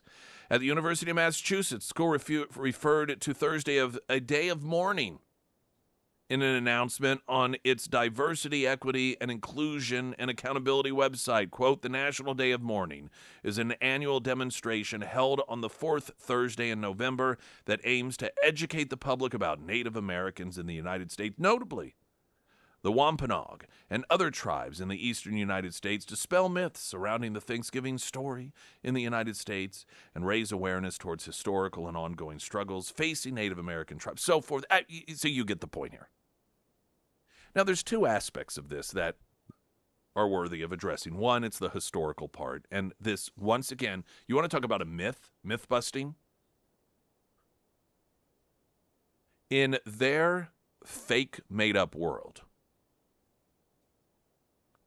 this land, since the beginning of time, or since at least the beginning of humanity, was occupied by indigenous people, which were all just the same, in the sense that they were peace-loving, all got along, weren't wasteful. They just sat around. Oh, they were just so peaceful and so in tune with everything until the white man came along and introduced war and introduced brutality and cruelty and stole the land from them. Nothing could be further from the truth. That is the big myth.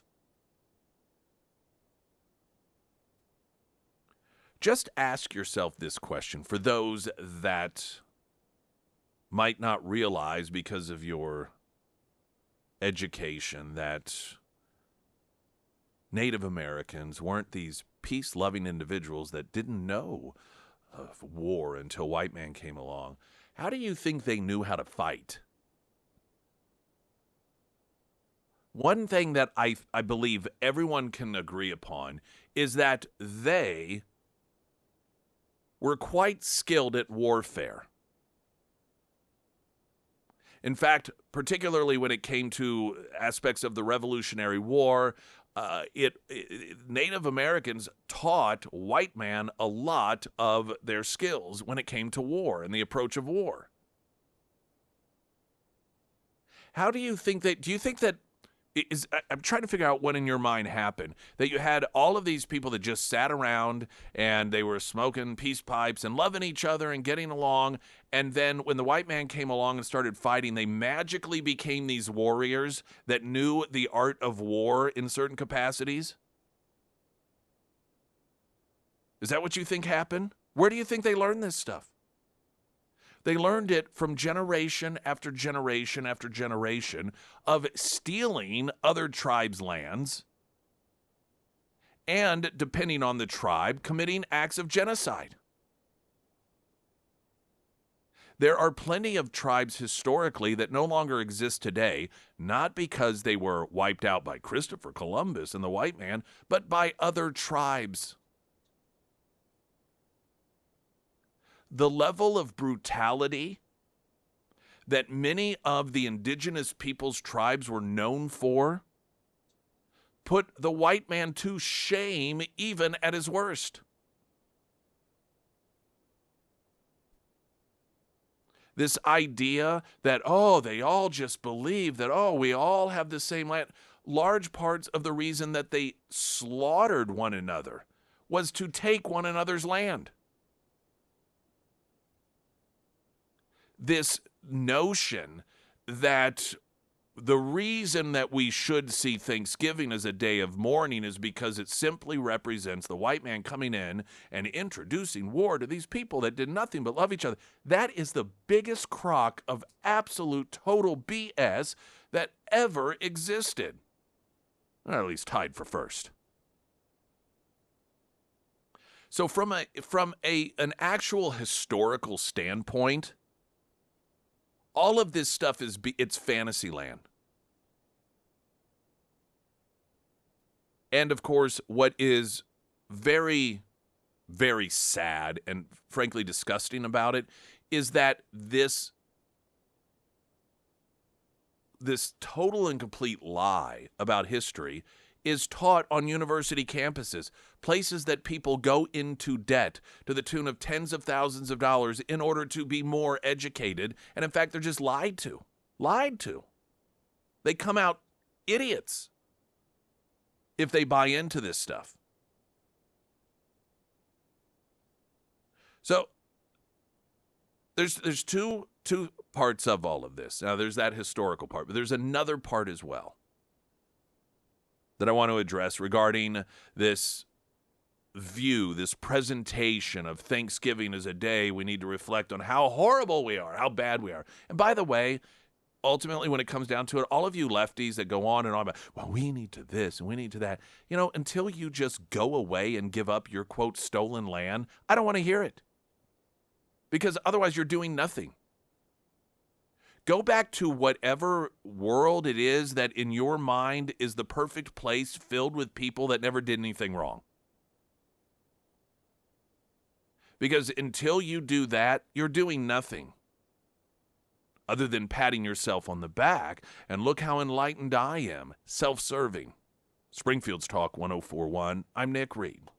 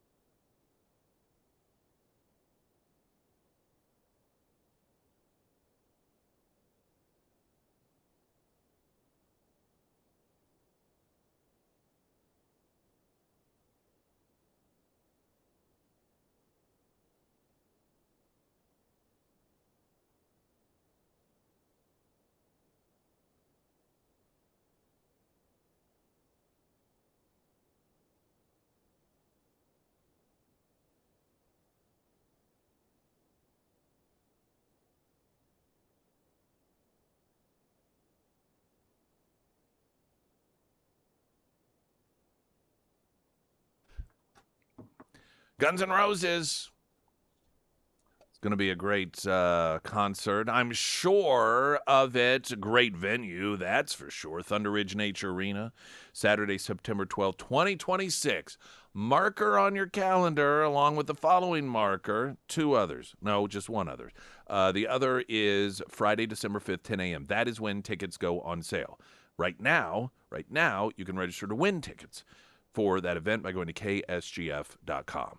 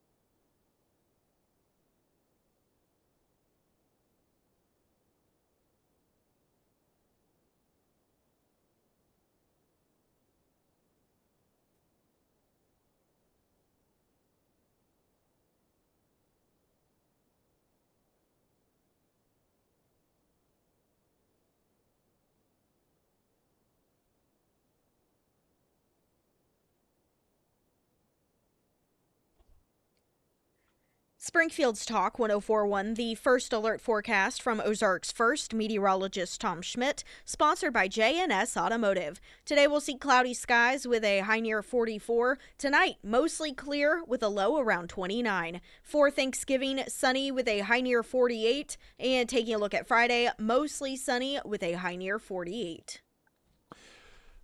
With this time of year comes the left's insistency on rewriting history and making sure that everyone knows that they are supposed to be miserable. Thanksgiving. There was a Fox News story regarding universities and school districts that holding events to figure out how it is to better educate kids about the atrocities of the colonizers and white people, and MIT, is it MIT? One of the universities referring to it as a day of mourning.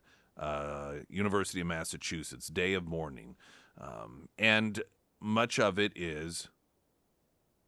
What's this one? University of Maryland School and Public Policy hosted a talk called Harvesting the Truth, Colonial Disruptions of Indigenous Food Systems and the Myths of Thanksgiving. And, let's see what, just reading through these, I can't help myself. Albuquerque Public Schools in New Mexico were sent a November Indigenous Education update explaining that, quote, many Native people do not celebrate Thanksgiving because it is a reminder of the genocide of millions of Native people, the appropriation of Native lands, and the erasure of Indigenous culture. So, as I was mentioning earlier, all of this is particularly contextually BS. Like, well, they can't bear to celebrate Thanksgiving because it's a reminder of the genocide of millions of Native American people. Do you know who killed more Native American people than white people did? Native American people. They were fighting each other and killing each other. Do you know a lot of the tribes were slave owners? Not just slaves from Africa, but slaves from other tribes that oftentimes they would torture, and the women they would use to rape. Now, different tribes were different. Some were not that way. Generally, those were the ones that got wiped out. So the idea, listen, I'm not saying that indigenous people bad, white people good. I'm just talking about facts here. And the idea that we should historically view Thanksgiving as a day of mourning because of the indigenous people suffering all of these horrible things at the hands of white people, it pales in comparison to what for hundreds and hundreds and hundreds and hundreds and hundreds and hundreds of years they'd been doing to one another. That's just truth. It's not even disputed truth. It's ignored truth, but not disputed. Now, the other part of this.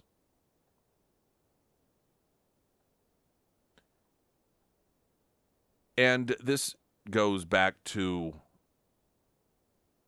part of a conversation from earlier in the program about people on the left and the inability.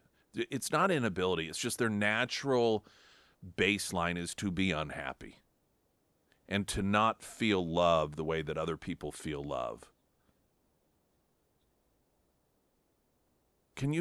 Here's just a novel idea. Why not just find something to be thankful for? Can you not find anything? Is that not, I would think almost everyone can agree in concept. Finding at least one thing in life that you are grateful for and thinking about that and appreciating that is a positive thing, right? Whatever it might be, it's positive. You can't just do that. That doesn't mean that you have to be Pollyannish. It doesn't mean that we have to pretend that there are no bad things in the world. I'm not saying that. But is it really that difficult, particularly on a day it's like Thanksgiving, just to find something to be thankful for and to focus on that?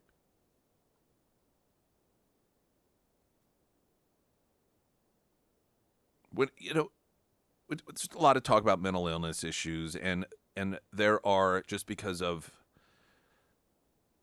human bodies are human bodies, and there are people that do suffer from things like depression that that are, it's just the body that's doing that. It's the brain that's doing it. It's the chemicals that are doing it. But a massively significant number of people who are unhappy, it is a choice. And it may not be, and by the way, there's scientific studies on this. And when I say it's a choice, at some point it becomes almost muscle memory, if you will. To where if you are someone that has at some point in your life, and maybe you were raised this way, around people that the first thing that they do is figure out what's wrong with something, or the very first thing they do, it's something's always negative. There's always something wrong. Over time, that does become your default. It becomes a natural state of things, and it's the way the brain works. When you think about things in a certain way, when you have feelings of a certain nature, the things in there's all these different pathways in your brain that start firing off. And it works a bit like water does. When water is running a certain path, after a bit of time, it sort of carves out that path, and that is the path of least resistance for the water. Electricity works the same way, hence the brain situation. And then that becomes the natural flow of water. That's the default. It's why really positive people tend to be really positive just naturally, and really negative people tend to be really negative naturally. It's not a good or bad thing. It's just it's what your brain is used to. And it's that way with virtually everything anyhow. That's why are we wired that way? Why did God create us that way? I don't know. That's just how it is. But here's what has been learned, is that you can change that. It takes a while. not years. Like I said, there have been a number of studies on this, and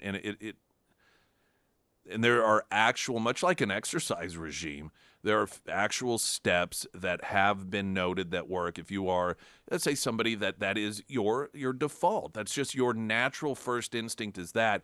If you want to, you can change it, and there are specific steps that you take in order to get it to where your default is positive, is seeing the positive in things.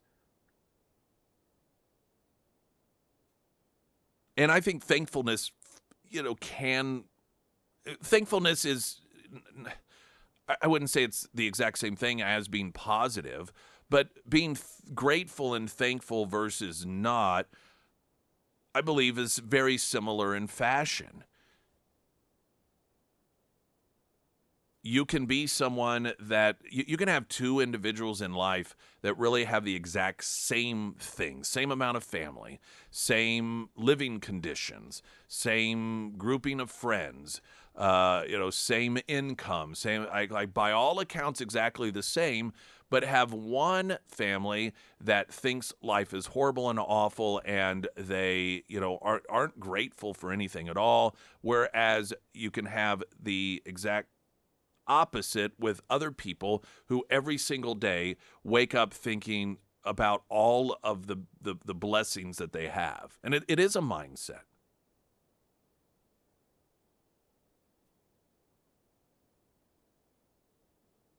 And it doesn't mean that we don't seek to improve life. It doesn't mean that because if you have a recognition of how fortunate we are in so many different ways, that means there aren't areas that you can look at and say, hey, that's not right. We should try to improve that. It's about perspective, however. It's, you can look at it as fine-tuning something, like this is a grand thing here, this is fantastic. Oh, but we can, adjust this over here and that over there, versus just seeing everything as not worth being grateful over. You've maybe heard some people, and you may think they're psychotic, talk about how they are, quote, grateful for the problems they have. I understand what that means. When, like most people, you find yourself dealing with something that is bad, not just a bad day, but something that is in your timeline, your life, pretty catastrophic, and you think, why, the why me, and again, it happens.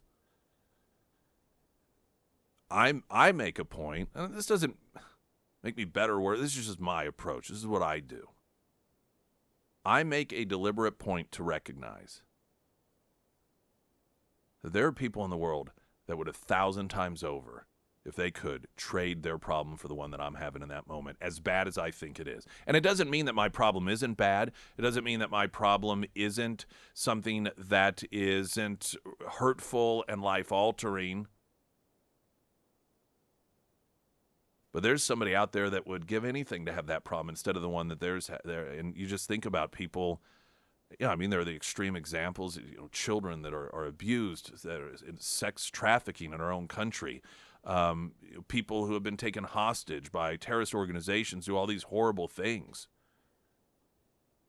And here I'm ticked off because I've gone through 3 cycles of the traffic light, and I'm still not through it yet. And, I think to myself, I am, and I understand, and I do. I intellectually tell myself I am thankful that this is the problem I have. And whenever I see these stories that come up around Thanksgiving, a day in which, aside from the historical context of it, culturally, we're like, hey, today'd be a great day just to sit around, just to recognize things that we're thankful for. And a day in which attention is brought to that fact that you have people instead that deliberately choose to be miserable, that deliberately choose to try to spread that misery and instead talk about all of the things to not be grateful for. oftentimes many of which aren't accurate historically anyhow.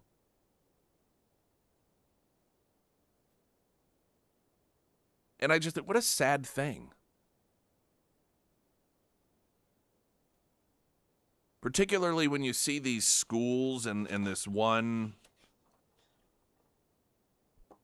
let's see here, quote, we will discuss reframing, this is California, we will discuss reframing classroom practices and rituals about Thanksgiving, centering perspectives from Turtle Island, will help us decolonize Thanksgiving and spark new conversations about how to authentically make meaning of this holiday with our students. And what I imagine in my mind is here you have an opportunity, particularly for young kids or just, and everyone's family is different. I was very fortunate, very privileged in the fact that I've just been blessed with family that is loving and caring, not perfect, but we just enjoy each other and love. And I think about some of the best memories is getting together and being thankful for the fact that we're able to get together and to have that version of life, and then to have some people that get together on a Zoom call in the education system and basically are plotting how is it that we can correct that.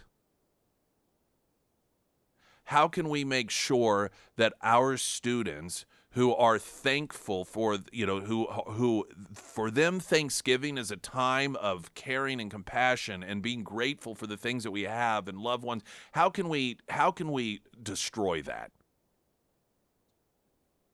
How can we make sure that instead we retrain these people to think of Thanksgiving as a horrible thing and how horrible life is and how horrible their people have been? Those are two starkly different versions of life, and ultimately they are a choice. And how sad that so many people collectively decide on a day in which they themselves have so much to be thankful for,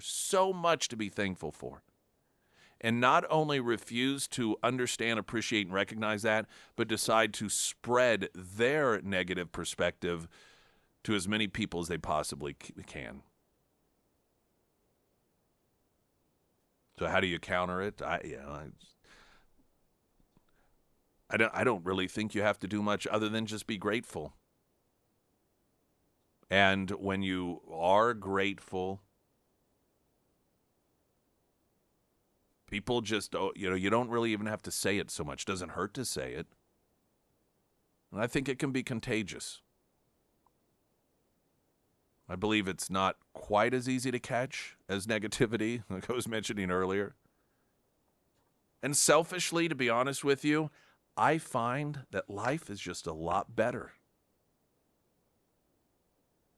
when you choose not to ignore reality, but given all of the things in life, to recognize and appreciate the positive ones that make you have a greater appreciation for life. Springfield's Talk 104.1, I'm Nick Reed.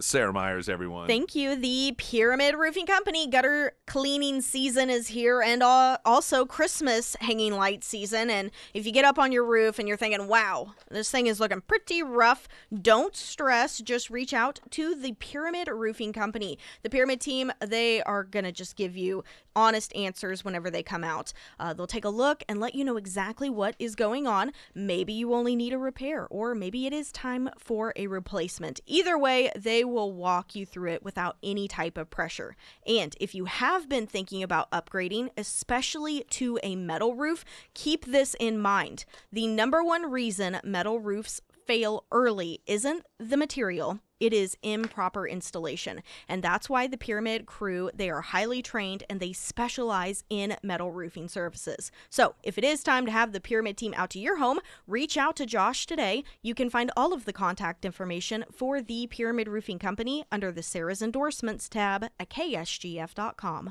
There's another event in which a man pretending to be a woman took the top slot, kicking out women from that slot, and it was at the 2025 World's Strongest Woman competition. An American contestant by the name of Jamie Booker, who admitted back in 2017 that he was really a man that identified as a woman, beat out the UK's Andrea Thompson at an event in Arlington, Texas. And part of the reason it's gone viral, and I genuinely feel for this, quote, runner-up, the actual winner. And you see the standing at the, whatever they call the thing there, not the podium, but when they're first, second, third place and everything, and the guy is standing up just cheering and people are clapping, and then the actual woman who came in second place, you could just, and she mouths, "This is bull blank." And then at one point kind of looks at someone and say, "Are we done now?" Like with the pictures, and just walks off in disgust. And I think the amount of time, like that is a woman, like so many other women athletes, who put more time and effort into that thing than most of us ever put into anything in a lifetime. And then to have some man come in, swoop in, easily take it away, and then the man be cheered as a woman. I do not understand how anyone in the Democrat Party can continue to think that in any way, shape, or form this is a form of compassion. Now, fortunately, subsequent to the outrage, the title was stripped from the man, and the people who run the competition, they're like, "We had no idea," which I find very hard to believe because, again, back in 2017, this is an individual that openly admitted, "Yeah, I'm actually a man pretending to be a woman." And it's not like these are random competitions where people just show up and like, "Oh, what's your name?" This is an industry. These are people that are all familiar with one another. So I suspect that they did know, but they weren't saying anything about it until the outrage ensued. But at least, in the end, the right thing was done.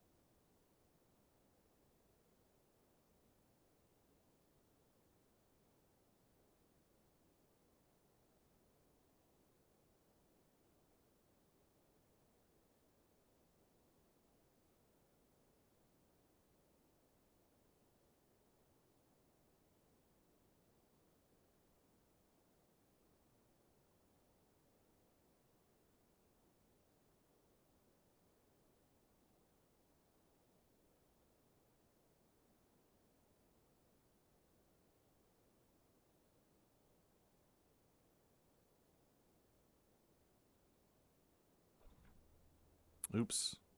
Hey, want to remind you, whether it's today or Black Friday, it is Happy Honda Days happening now. Model year in clearance. A lot of incredible deals going on. Our good friends at Pinnaker Honda there on South Campbell, just south of Walnut Lawn, including all sorts of sales credits from $1,500 to $3,000.